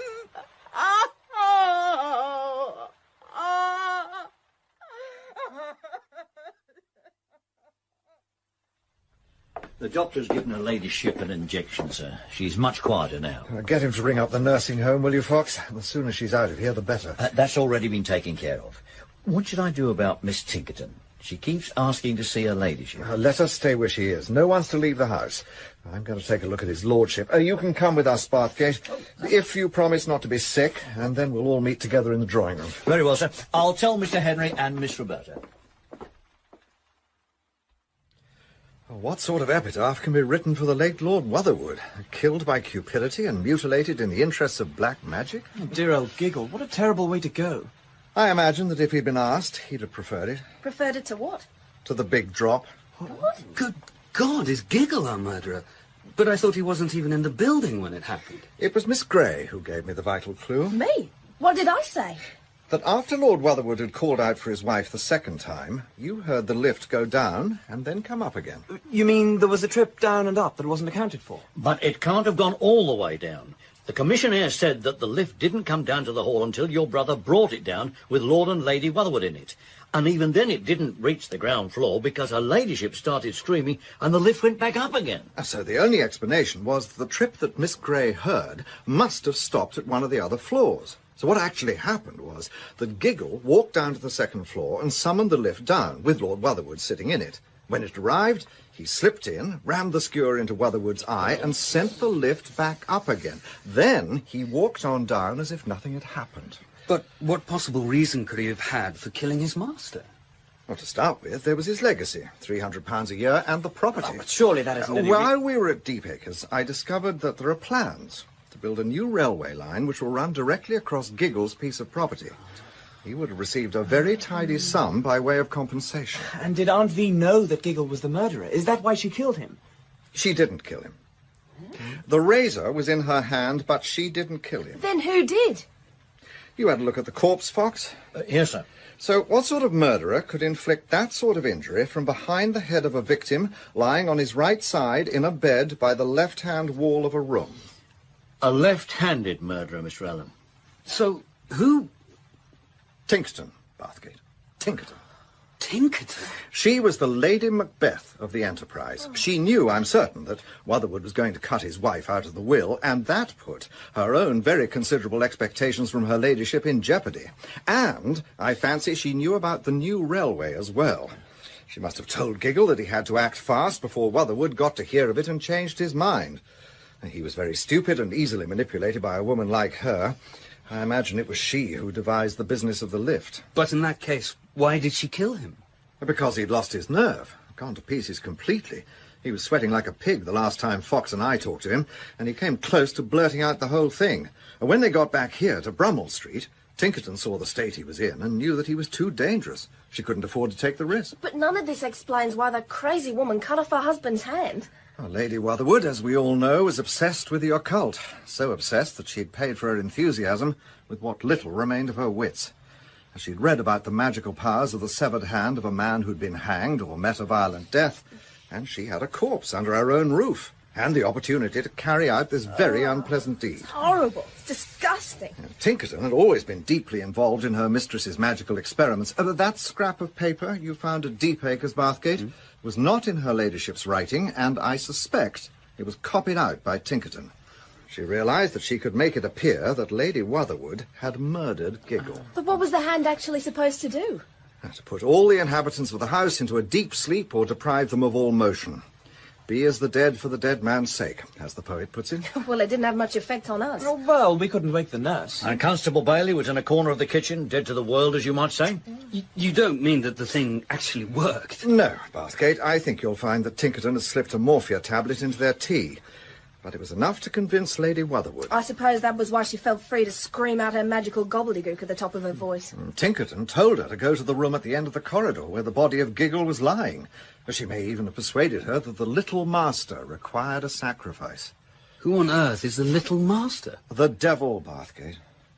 By the time her ladyship had found Giggle stretched out on the bed in the candlelight with his throat cut and had picked up the razor, she probably had no idea whether she'd murdered him or not. She's been taken into a private nursing home. I fear she may never recover her wits. But perhaps that's just as well.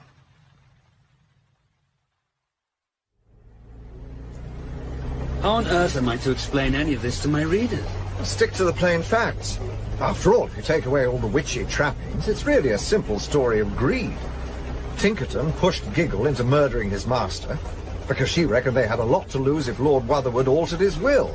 And then she had to kill Giggle to shut him up. And you should be grateful that your charming friends escaped unscathed. Henry's talking about getting a job.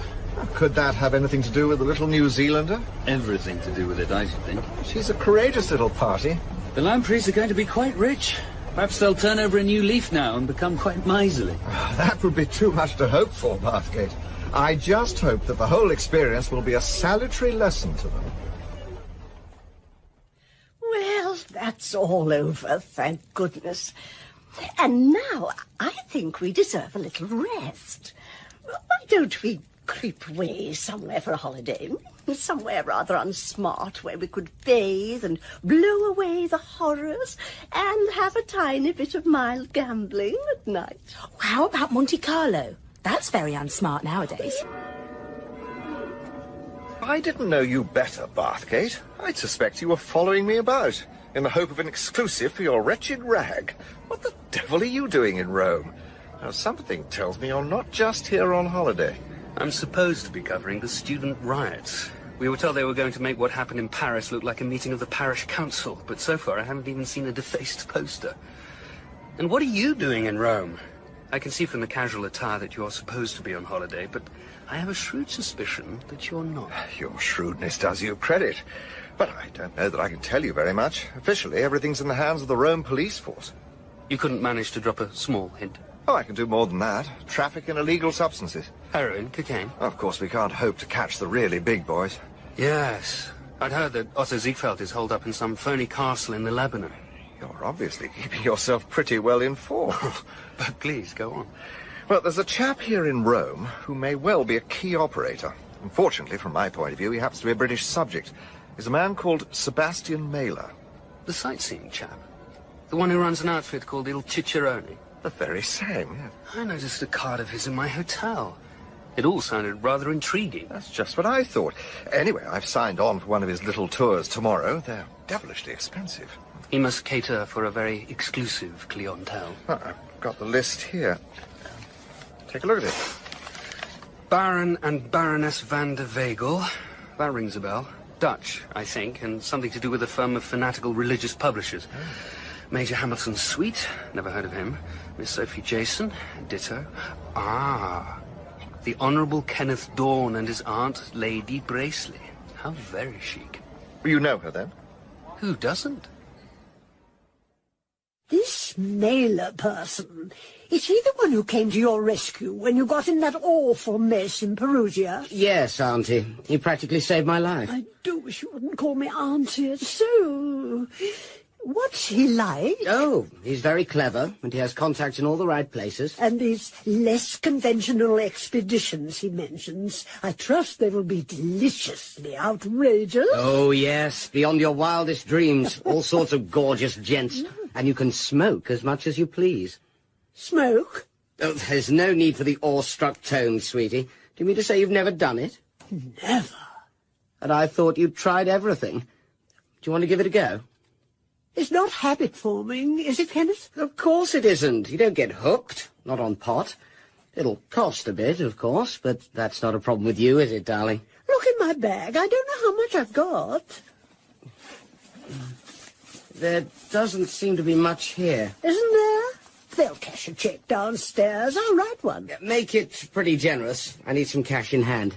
It's fabulous having my rich auntie to take care of me. I don't imagine the intellectual side of the tour will have much appeal for her. Ah, but that's the most curious aspect of the whole enterprise. According to the brochure, the tour is under the distinguished patronage of the celebrated writer, Mr. Barnaby Grant, who has graciously consented to accompany the expedition. Barnaby Grant? The chap who wrote Simon in Latium? I imagine so. It was top of the bestseller list for weeks. Why has Barnaby Grant got himself mixed up with a murky operator like Mailer? That's what I hope to find out. I suppose you can't get me onto the tour. I'm sure my paper would fork out. It's fully booked, I'm afraid. I was lucky to get a cancellation. But why don't we have a drink together before the tour sets out tomorrow afternoon? And then you can take a look at them all. We're meeting at the square by Trinita del Monte.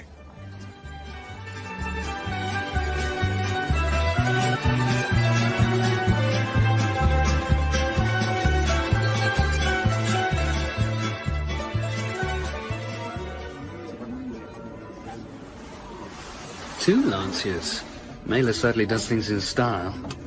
And that's Barnaby Grant getting out of the second car. And the man in the black alpaca suit, who looks rather like a priest, must be Mailer. Grant looks pretty grim and rather embarrassed. And that pretty girl with the Titian hair can only be Sophie Jason. Well, she looks as if Rome has rather gone to her head.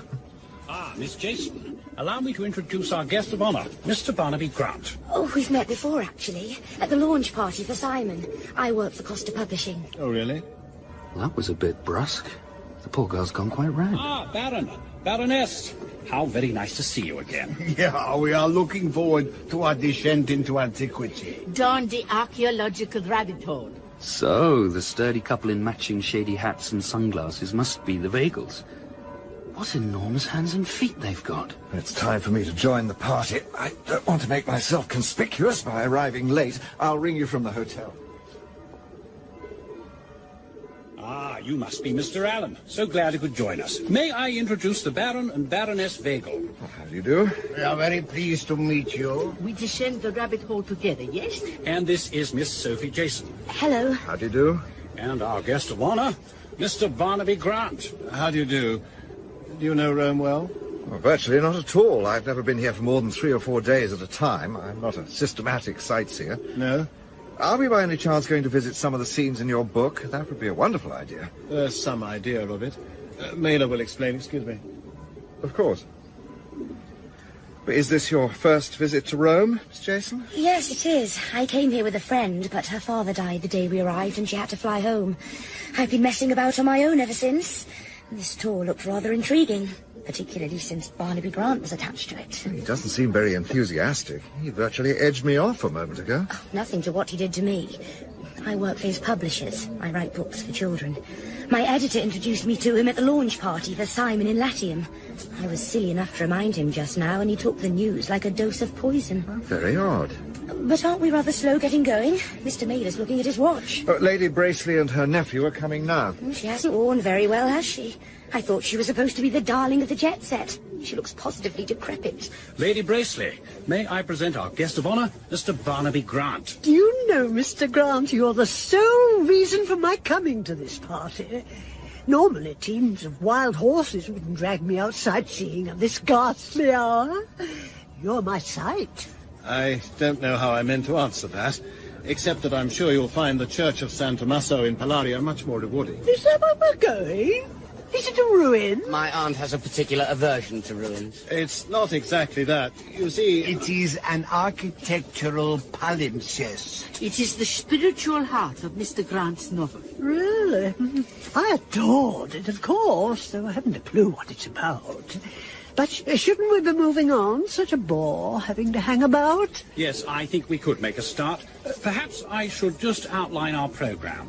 We shall drive around the Colosseum and the Forum, and then visit the Basilica of San Tommaso, which, as you all know, was the setting for the central scene of Mr. Grant's Simon in Latium. Wonderfully moving. Such depth of spirit. And I have prevailed upon our distinguished author to say a few words about the way the Basilica figures in his book. Bravo, bravo. The afternoon will end with a picnic on the Palatine Hill. Then you will be driven to your hotels to change for dinner, and our cars will call for you at 9 o'clock.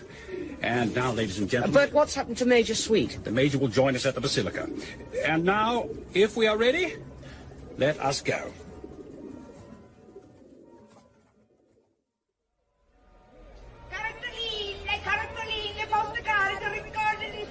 You're late. You're nearly 30 minutes late. Unfortunately, Major, we... Oh, my fault, Major. I kept everyone waiting.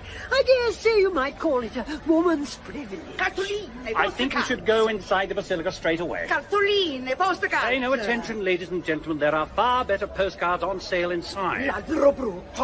Pay no attention to her. Infame! In we go. Follow me, ladies and gentlemen. Kenneth, darling, honestly.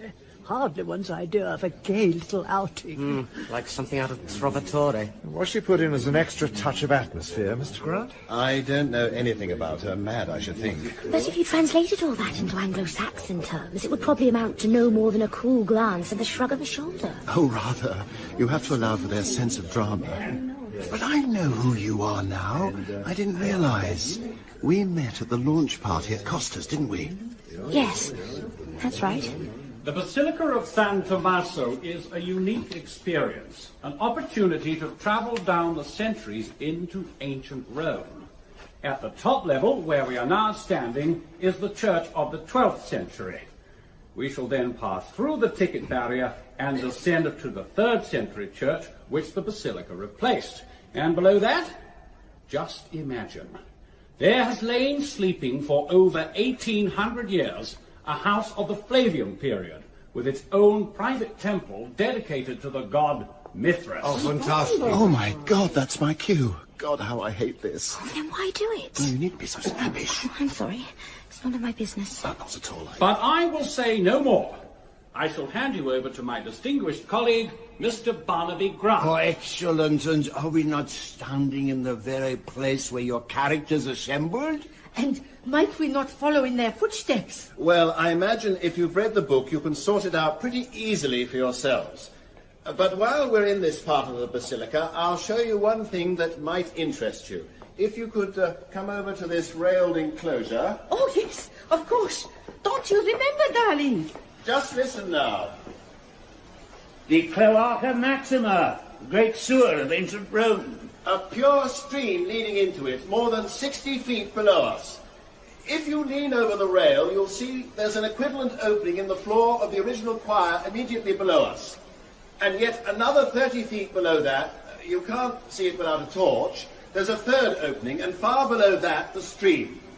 You may remember in my book that Simon dropped a pebble from here and it fell down the centuries into the hidden water. Yeah, and on that image the whole book was based. Exploring the deepest reaches of Simon's being. Oh, how exciting this is! I'm looking down through the centuries. Boom! Boom! Oh, God! It makes me feel sick. What a revolting place! Well, we'll go on down to the lower region, shall we? Follow me. Oh, be very careful, my darling. Take care that you do not slip.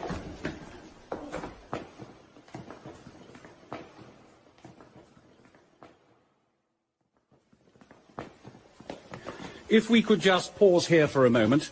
Later on, some of you may wish to explore this place for yourselves. God forbid. You can't really get lost. Sooner or later, you will end up at this point, and as you can see, there's a map. But before we descend further, let me draw your attention to the terracotta sculpture on the opposite wall. Yes, it's thought to be of Apollo, Etruscan, of course. Maybe take a photograph. Naturally. And now we descend into the ancient church. Do much care for this. It's very stuffy in here. There are plenty of vents. The air seems quite fresh. But it doesn't to me. I'm not enjoying this at all, Major. I don't think I... What on earth are you on about, Auntie? It's just a statue. Out! What's the matter? Oh, it's the Major. He keeps pinching my bottom. What was that? Just a photograph, dear lady. Oh, it's too much. It's really too much. And here is the railing of the well again, directly under the one above. Look down there. Do you see? The sarcophagus. where Simon sat and meditated. Do be careful, Matilda. Do not lean over too far, my darling. Look, there's that woman. What woman? The postcard seller. I saw her shadow pass across the sarcophagus. Are you sure? Yes. It was as if she was trying to find somewhere to hide. Violetta is not permitted to enter the basilica. It must have been the shadow of someone in another party. But now let us descend into the Temple of Mithras. There is an iron spiral stairway just here. It's no good. I'm afraid you'll think it frightfully silly of me, but I can't stay in this awful place another minute. You must take me back, Kenneth. Kenneth! Kenneth! Where are you, Kenneth? It's perfectly all right, Lady Bracely. He went back to photograph the Apollo. I'll go and find him for you. It'll only take a minute or two. No, I can't stay down here another second. Major Sweet, please take me away, please. Well, of course, dear lady, if you insist. Just get me out of here. There's a continuation of this stairway that goes straight back up to the basilica. If you take Lady Bracely up that way, I'll go and find Mr. Dorn and send him to her. Right, shall we go, then? Thank you, Major. Will you carry on, Mr. Grant? Very well. I'll only be a few minutes. Right then, if you'll follow me down.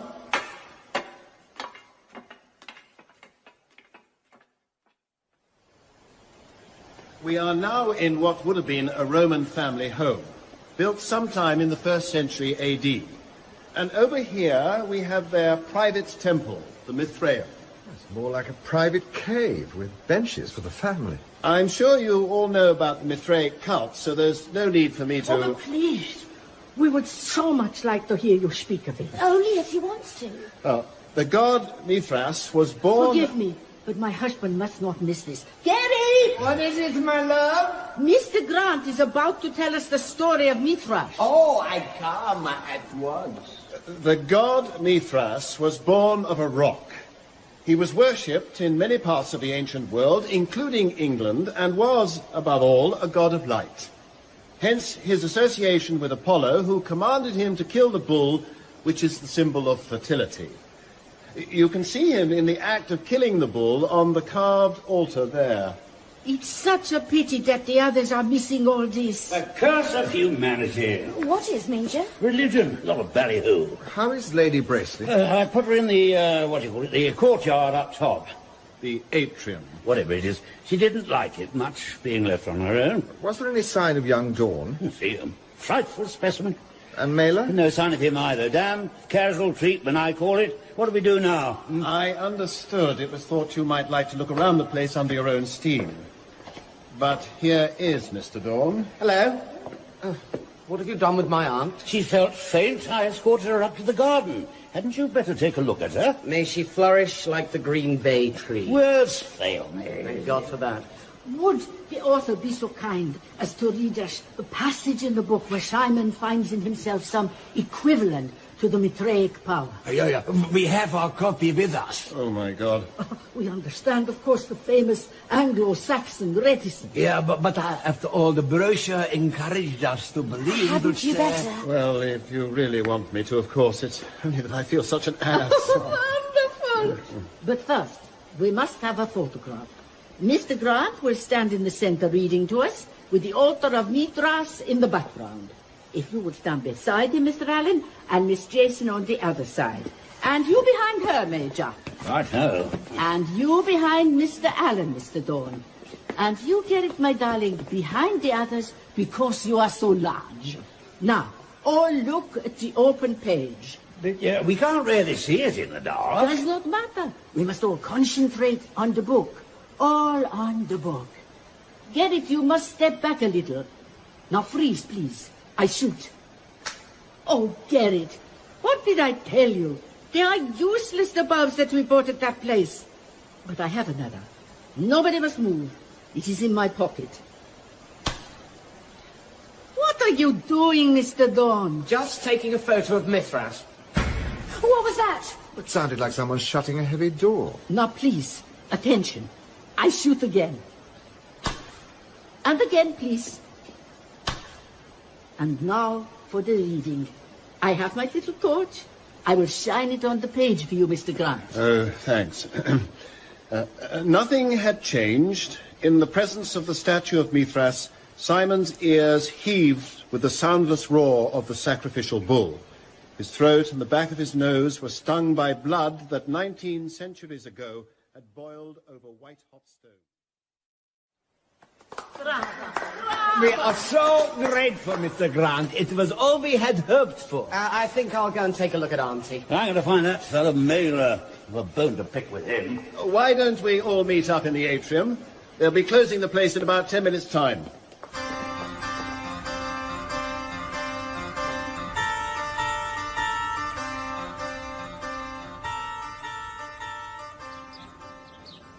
It's very odd. Where can Mr. Mailer have got to? I thought he went off to find young Dawn. Well, he didn't. I haven't set eyes on him. And he didn't join you, Lady Braceley, in the atrium? He didn't join me in the atrium or anywhere else. I don't know why, but that sounds vaguely improper. That damn poor show, leaving us high and dry. Look here, Grant, you're on the strength, aren't you? Absolutely not. I've nothing to do with him. Well, so what should we do? We can't hang around here indefinitely. The best thing would be to carry on as planned and go off to the picnic on the Palatine Hill. The drivers will take you there, and the one called Giovanni speaks quite good English. And in the meantime, I'll go and have a word with the people who run this place. Look, why don't I do that? You get the rest of the party over to the picnic, and I'll try to find out what's become of Mailer. Are you sure? Oh, perfectly sure. I'll join you at the Palatine Hill. What's the name of the person in charge here? The place is in the care of a group of Irish Dominicans. Father Dennis is the man to talk to. He'll help if anyone can. Well, your man's not below, that's for sure. We had the full power of the lighting on. That's enough to dazzle the eyes out of your head. He must have slipped out while no one was looking. Oh, that woman who sells the postcards, she might have noticed him. Is she still here? Oh, Violetta, do you mean? I haven't seen her since you all went down into the depths. Oh, terrible pest, that one. Touched in her wits, poor creature. She seems to rather have it in for Mr. Mailer. She's been in a terrible state since he first came here to discuss arrangements for his sightseeing trips. The poor soul has got it into her head that he's her husband or something of the sort. Says he deserted her and betrayed her to the police. For doing what? Oh, she never lets on exactly. Something to do with passing prohibited articles. She's very wild, and the saints themselves wouldn't know which was fact and which was fantasy. Little wonder your man has gone to ground. He's done a bunk. He must have recognized you. That's what the police think. I was on the phone to them first thing this morning, and they gave some very curious information about this Violetta woman. She and Mailer had some kind of racket going on in Sicily 3 years ago, and then he dumped her. And Palermo, of course, is a port of transit for the heroin smuggling trade. And you reckon that Mailer's mixed up in it all? Obviously. But what I can't fathom is the purpose of these little tours of his. He's clearly up to something, but what? Was the evening all the brochure promised? An exclusive restaurant and less conventional entertainment to follow? Oh, yes. The restaurant was exclusive, all right. It was La Gioconda. Good God! That must have cost you a packet. It's the most expensive place in Rome. Well, that's what makes it even more mystifying. We were told it was all included in the cost of the tour. We paid for nothing.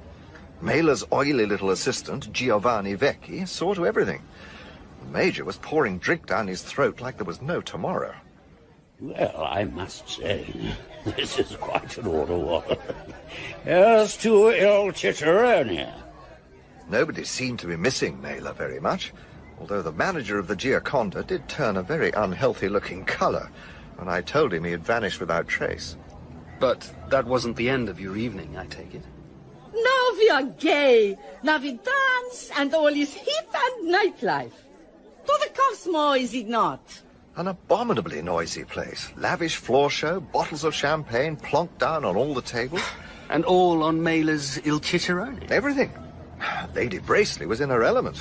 She's very persona grata with the management. Here I am, high as a kite and ready for anything. Bring on the dancing girls. All things considered, she danced with considerable expertise. And did you take to the floor yourself? Oh, yes, with the Baroness. She was remarkably forthcoming on the subject of her marriage. In all things we are in absolute accord. We are sure of ourselves. Always we are happy together and agreeing in our views. Like twins, is it not?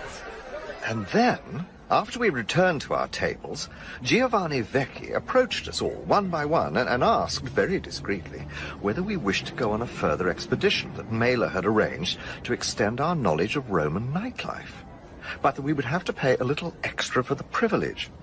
Well, Lady Braceley was all for it, and so was the Major. Better be good. Mind you, I've seen some curious things in my time. All adds up to experience. Not a word to the ladies. What they can't dream about, they won't see. And Kenneth Dorn was working himself up into a frightful lather of expectancy. I fear he rather fancies me. You're simply fabulous, you know, but let's face it, sweetheart, you're a bit of a square. I was rather hoping that Mailer might have been able to change all that. Don't you worry about anything. Tony's pad, the place where we're going, is simply out of this world. Grass, hard stuff. Whatever takes your fancy. And there'll be a perfectly psychedelic freak-out. And was there? And was there what? A freak-out. Well, there was a disgusting performance by some people who called themselves the Kinky Kicks, which I can only describe as infamous. I can imagine. I sincerely hope that you cannot. Now, while it was going on, I went to have a quiet word with the doorman. Gave a very decent impression of desperate withdrawal symptoms, and told him that I'd counted on meeting Mr. Mailer. That was a bit chancy, wasn't it? What did he come up with? A sealed package wrapped in glossy blue paper from Senior Mailer's special supply, he said. Heroin? And cocaine, at 30% more than British black market prices. Just as well you're being funded by the Yard. And did all the rest of your party go on to Tony's pad? Well, the Vagels didn't. My husband thinks it would not suit us to go. He did not very much care for the style of the suggestion. It is more for the men, he said. So I tease him and say he's a big square, and I am not so unsophisticated. But he remains firm, so we return to our hotel. And Grant and Sophie Jason left the Cosmo quite early. They'd been getting on together at a distinctly alarming rate, gazing into one another's eyes, dancing, admittedly not very well. I only hope Grant isn't a predatory animal. And they discovered they were staying at the same pensione, a place with a very romantic roof garden.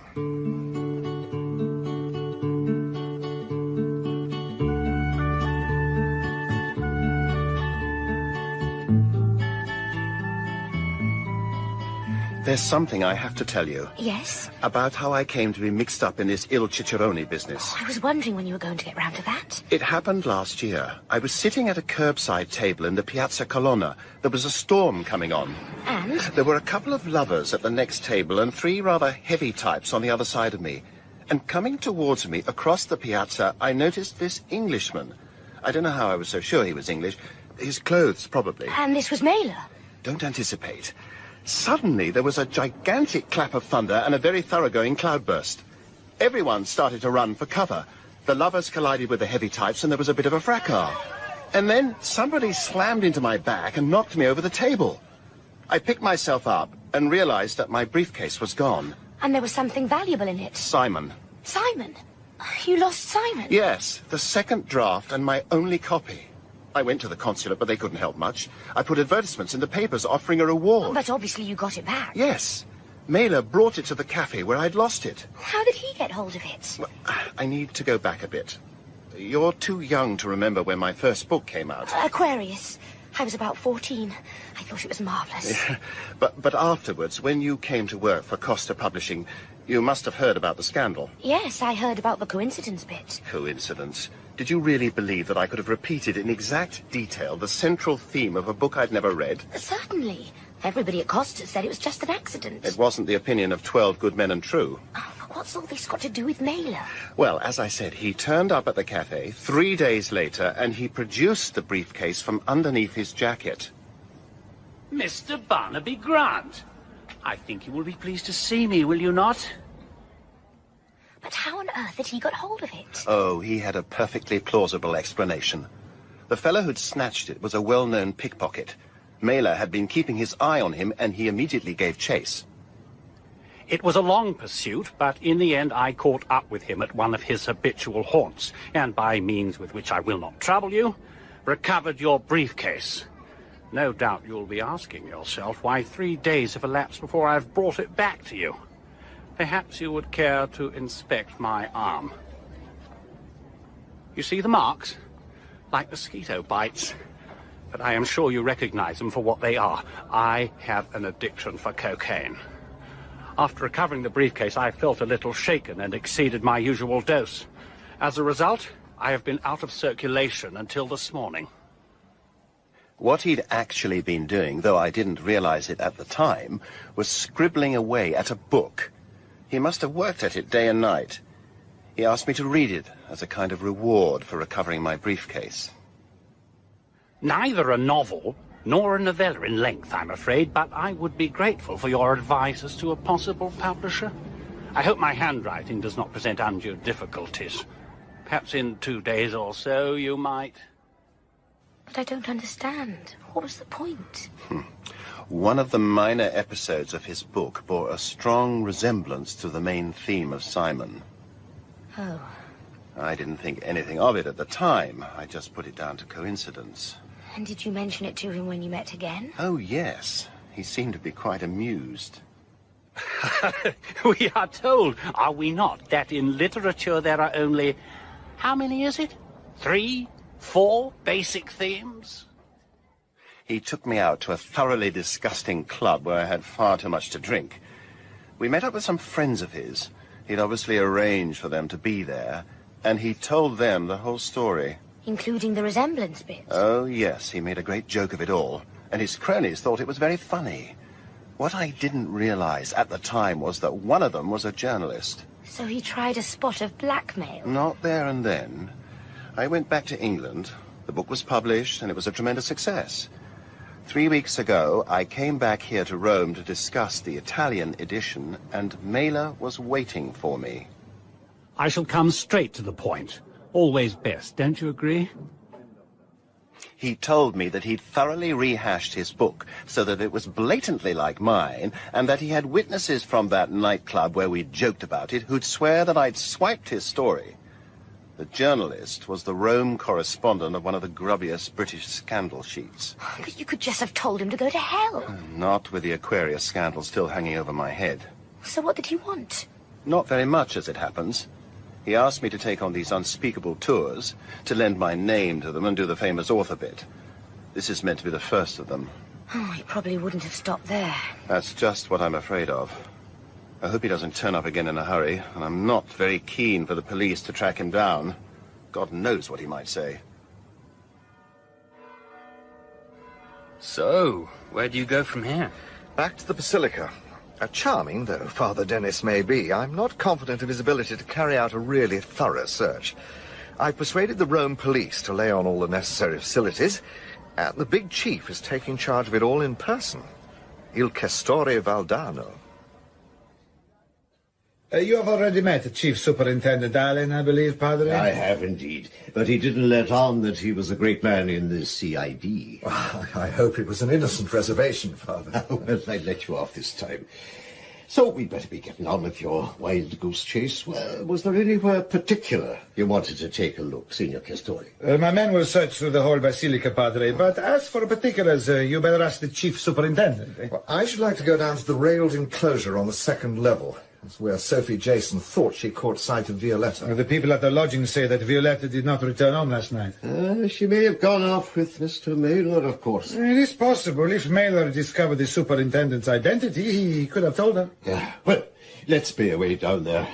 We'd best get this over before the tourist parties start to arrive. Well, this is the place. We were looking down into the well, and Miss Jason thought that she saw Violetta's shadow moving across the sarcophagus over there. But why should she come down here? She's not permitted inside in any case. Well, perhaps she was planning to bring about some kind of showdown with Mailer in front of us all. I'd like to take a closer look down there and try to work out where she was making for when she threw that shadow. Well, there are many places where she could have hidden herself away. The lid of the sarcophagus. It is not completely closed. There's some kind of black thread trailing out of it. Would you permit us to open it, Father? You ought to be able to slide it off. Mind you, it's a fair weight.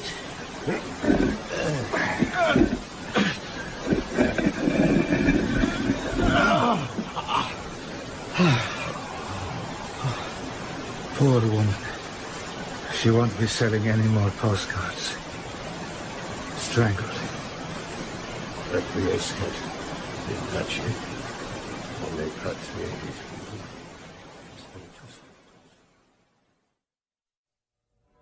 The situation is much more serious than I'd imagined. I will put every available man onto finding Mailer. A close watch will be kept on his apartment. And what are you proposing to do about his happy band of pilgrims? Sorry? Well, the people who were on the tour when the unfortunate woman was murdered. I think it might be best if you were to interview them yourself. You will have to explain to them who you are, of course. I do not think they will be happy to discover that they were letting down their hair last night in front of a chief superintendent from Scotland Yard, eh? My God, I knew I'd seen you somewhere before. You're that bloody policeman that's always getting his name in the papers. Oh, but really, how too off-putting and peculiar. You might have told us what your job was. Well, why? You didn't tell us what you do for a living. So, let's get down to it, shall we? What we need to establish is when each of us last saw Mailer. Of course. A crime has been committed. It is our duty to assist. Oh, thank you, Baron. Now, for my part, it was when we were still on the middle level, just after Major Sweet and Lady Braceley had left to go up to the atrium. Mr. Grant, Miss Jason, and the Baron and Baroness were with me, and we all went down to the Mithraic Temple together. Major Sweet and Mr. Dawn joined us there, separately, some time later. Now, may I ask, Lady Braceley, whether you saw anything of Mailer or of Violetta after you left us? No, of course I didn't. No. And what about you, Major? No, I met nobody. Now, Mr. Dawn, according to Mailer, you had gone back to photograph the Apollo, is that right? Certainly. And did you photograph it? As it happened, no. I'd run out of film. Oh, no, you hadn't. You hadn't done any such thing. You took a photograph of Mithras while we were all poodle-faking around Grant on his book. There's such a thing as putting in a new film, Major Sweet. Yes, of course there is. Which reminds me, I'd like to take a look at all the photos that were taken in the Basilica. If you, Mr. Dawn, and you, Baron, will be so good as to hand them over to me, I will arrange for the police to develop them. Of course. Now, Mr. Dawn, tell me, did Mailer rejoin you while you were not photographing Apollo? No, he didn't turn up. You were expecting him, then? No, I wasn't. Well, do you recognize this piece of blue paper, Mr. Dawn? No. I found it behind the statue of Apollo during our search this morning, and last night I was sold a packet containing heroin and cocaine at Tony's pad in exactly the same paper. Look, what the hell is all this? Why are you picking on me? I'm not going to run you in for making a mess of yourself with drugs, you silly chap. I simply want to know if, for whatever reason, you met Mailer by the statue of Apollo. Kenneth, darling, please, you mustn't. Uncle, do you mind? I told him. No. So why is he making such a fuss? Well, my guess would be that he met up with Mailer so that he could get his fix. But there's something else going on, something that Lady Braceley is very agitated about, but I'm damned if I know what it is. Still, there doesn't seem to be much mystery about who killed Violetta. Must have been Mailer, surely. Everything would appear to point to that. Anyway, I've told them all they must remain in Rome for the time being. After our meeting broke up, Grant said he wanted to have a quiet word. I suspect he was rather pushed into it by Miss Jason. And did he explain to you how he got involved in all this? He was being blackmailed by Mailer. Not because of anything criminal, of course, but enough to put his reputation in jeopardy. And that set me thinking, if Mailer was blackmailing Grant, was he trying the same trick with any of the others? The Vagels, perhaps? Or Major Sweet? It's so funny you should mention him. I wanted to think the whole business through, so I took a leisurely stroll and I caught sight of Sweet in a cafe having a rather earnest conversation with Giovanni Vecchi, Mailer's second-in-command. I managed to get close enough to hear a word or two without being observed. And? Sweet was talking about Ziegfeld. The drug baron. And if the Major's got himself mixed up with Ziegfeld, he's playing a very dangerous game. I've asked the police to keep a close watch on his apartment, and I'm going to pay him a surprise visit there this evening. Ziegfeld? Who's he? Some sort of dago, I suppose? I think you know perfectly well who he is, Major. He imports drugs on a very large scale. He set up an agent in Naples whose job was to arrange and supervise the transshipment. And that agent was Sebastian Mailer. I knew he was a wrong one, straight off. It appears that at one time Mailer was married to the woman Violetta, and probably she worked for him in some minor capacity, and subsequently he deserted her. Now you're talking. Threatened to expose him? It's very likely. Killed her? Highly probable. There you are, then. Ziegfeld doesn't care for agents who do the dirty on him. As a general rule, he has them bumped off by another agent. What's that got to do with me? I overheard your conversation with Giovanni Vecchi at the Eremo Cafe this afternoon. I don't know what you're talking about. I have the advantage of you there. I do know what you and Giovanni Vecchi were talking about. Mailer had been helping himself to some of Ziegfeld's drugs in transit and setting up as a dealer on his own account. And where am I supposed to fit into all this? Well, you were sent to spy on Mailer and Vecchi by Ziegfeld and to report back to him on their activities. I think that you double-crossed Ziegfeld and played along with Mailer.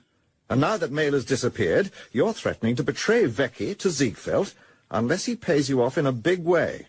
And then you're planning to clear out when the going's good. You haven't got a hope. You're in a pretty ugly situation one way and another, aren't you? Well, the safest thing for you might be to ask the Rome police to lock you up. What do you want? A complete list of Ziegfeld's agents and a full account of his operation, with particular respect to Mailer. I can't do that, Alan. You've no choice. May you rot in hell. All right, but get me a drink, goddamn you.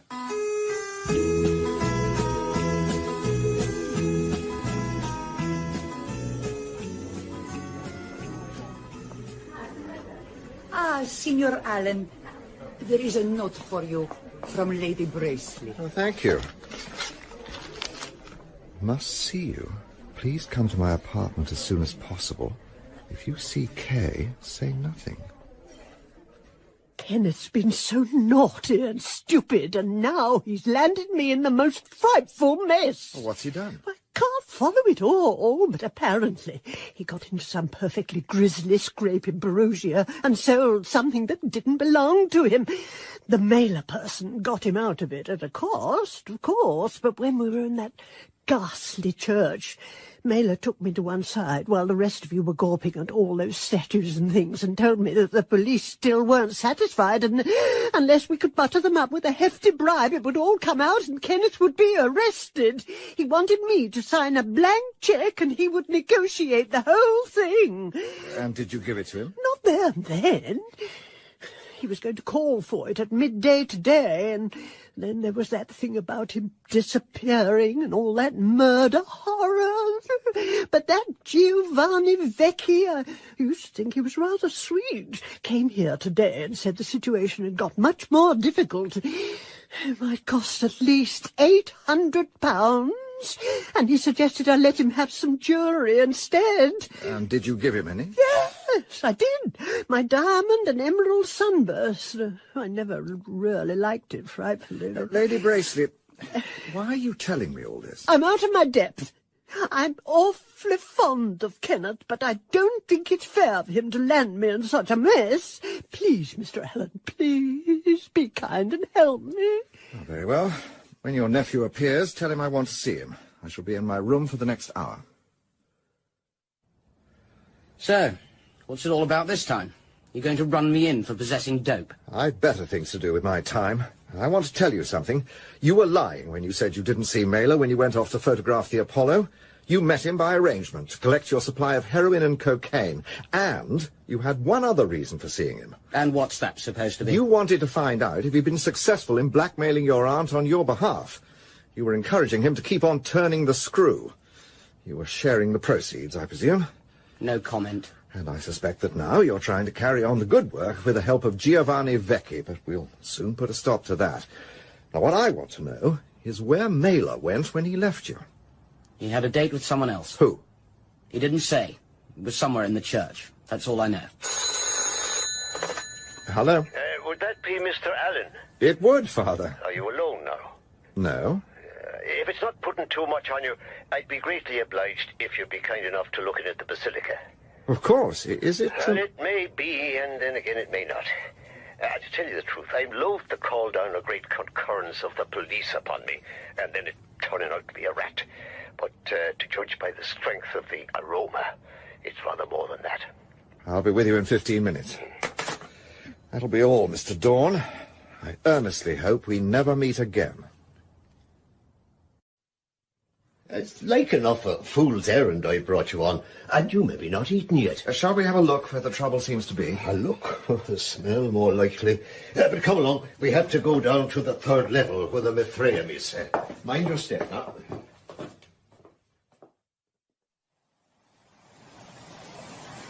Well, there's no mistaking the smell. It's sickly sweet. What exactly is there down below? The remains of a stone grill, as old as the place itself. It lies over the surface of the water. There's only a part of it still intact. Come on, get down there. There seems to be footholds in the wall. Oh, I wouldn't trust them. I'll get a couple of the brothers to bring a rope and a set of overalls and a headlamp. Oh, we're very well provided. Lower me down a bit further. A bit further it is. Are you all right? Yes. A bit further. Hold on, I'm there. Slack off a little. Can you see anything? Yeah, there's a foot. It's caught in what's left of the old grill. The body's hanging over the water. The smell is simply disgusting.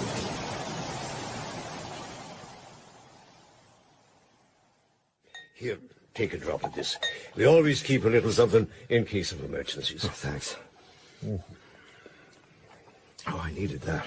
Are you sure it's himself? Yes, I could tell by the shoes, but it was just possible to see his face. So, did someone kill both him and that poor woman, or did he kill her and then get himself killed? Either way, it's a terrible business. Would you like me to telephone the police? I'd be very grateful if you would. I need a little time to work things out.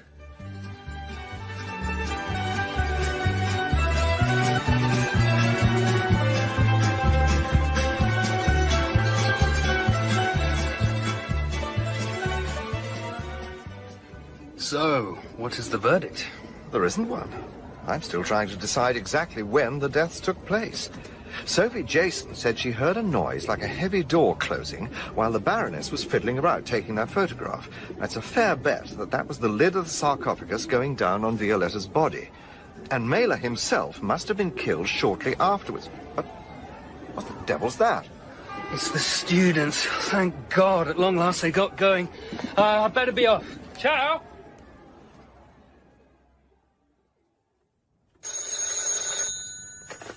Pronto? Signor Allen, I'm afraid I have bad news. Major Sweet, he's dead. Dead? In a street accident. I would be greatly obliged if you would come over to my office.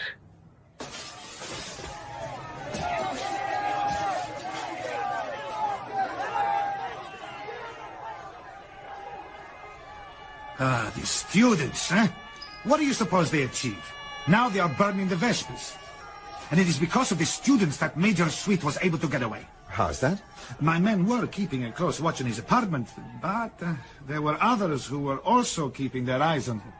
Oh, Ziegfeld's men? Yeah, so he does not dare to come out. And then, in the afternoon, I telephoned him, asking him to come to my office and sign a statement. Did you tell him that Mailer's body had been found? Oh, yes, I tell him. And what did he say? He says nothing. And then the students come into his street, pushing over the cars, breaking the windows of the shops. And so the Major takes his chance and slips out. One of Ziegfeld's men goes after him, but Sweet jumps into a taxi. And then a police car draws up by the side of the taxi. The Major leaps out, and immediately he is run down by a car coming the other way. He did not regain consciousness. I see. There is no doubt in my mind that it was Major Sweet who murdered Mailer. Are you sure of that? I am certain. I have been questioning Mailer's assistant, Giovanni Vecchi, and he said that he saw Sweet standing on the railing of the well, looking down. Vecchi was in the basilica? So he says, and I have no reason to doubt his word. Oh. And so, my friend, the case is at an end. The happy band of pilgrims are free to depart. Oh, and the photographs you asked us to develop have come back. Would you like to see them? Oh, very much. Here.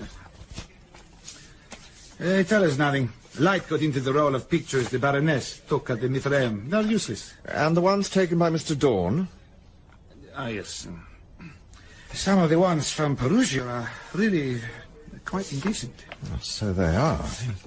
Oh, and here's one of Lady Braceley taken on the Spanish steps. Oh, and a snap he took of us all standing in front of the statue of Mithras, looking at Barnaby Grant reading his book. It is of no interest. As you say, of no interest. The members of your party are in the next office. They came to sign their statements. Perhaps you would care to say goodbye to them. Well, it's quite something to be trotted about in the dark by a murderer, even if he was a rude, common sort of man. We'll dine out on it, won't we, Kenny, darling? And are you staying on in Rome, Miss Jason? No, I thought I might spend a few days in Florence, stopping off at Arezzo.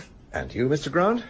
I thought I might take a look at Arezzo, too. I've always wanted to see the Piero frescoes. Forgive me, Mr. Allen, but the photographs that my wife took, if you have finished with them, may we see them? Of course, Baron, though I fear they will be rather a disappointment.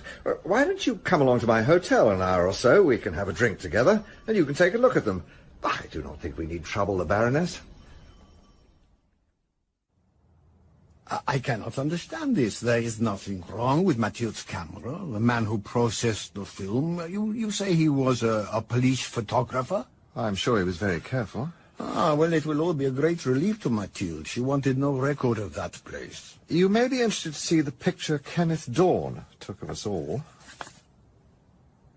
Oh, yes. It is a very clear picture. Allow me to top up your glass. I wonder if you could do me a favour. Certainly, if it is possible. Well, this is a copy of a letter written in Dutch. Will you tell me what it says? Why do you do this? You asked me here to have a drink with you, and then you show me this. Where did you find it? It was among Mailer's papers. The police thought it of no importance, and I did not contradict them. My job here is at an end. Then why show it to me now? But there's no reason for you to get angry, Baron. I assure you I'm acting in good faith. You have my word that I shall take no further action. Well, you leave me little choice. I must place myself in your hands. It is a letter to someone calling himself Silas J. Sebastian. It was Mailer. He didn't go to much trouble over his pseudonyms. It is written by the firm of publishers in which I am a partner. He had asked them if they could give him any information about my wife. He had told them he was writing a series of articles on the subject of the old nobilities. The letter is an answer to that inquiry. Yeah? It states that the Baroness van der Wegel is a permanent invalid and lives in retirement. Ah, like the first Mrs. Rochester? Yeah. Like Mrs. Rochester in Jane Eyre. When did you first encounter Sebastian Mailer? 18 months ago in Geneva. And he wrote his letter a few weeks later? He wrote others, extending his inquiries. And when you met him again in Rome this summer, had you any idea? None. Until a week ago. And then the blackmailing process began? Yes. You presented such a brave face, the pair of you. So much enthusiasm for the ancient world.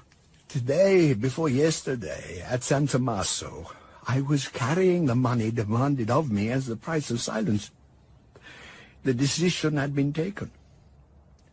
I must confess, a lightness of spirit came over me, and then there were the Etruscan works of art. I felt myself among friends. I believe that our family, which is of great antiquity, is descended from the Etruscans. And did you hand over the money? There was no opportunity. Well, it must have been a great relief when Mailer disappeared. You were not the only victim in his party, you know. So I understand. You may not believe me when I say that it would solace me to tell you what it was that he had discovered. But I cannot. I believe you, Baron.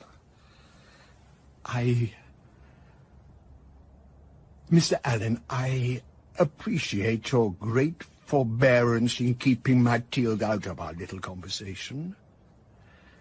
And, now, I go. I know that I am your debtor to an indefinable extent. You would not wish me to say more. Not another syllable. May I shake your hand, Mr. Allen? I am truly grateful.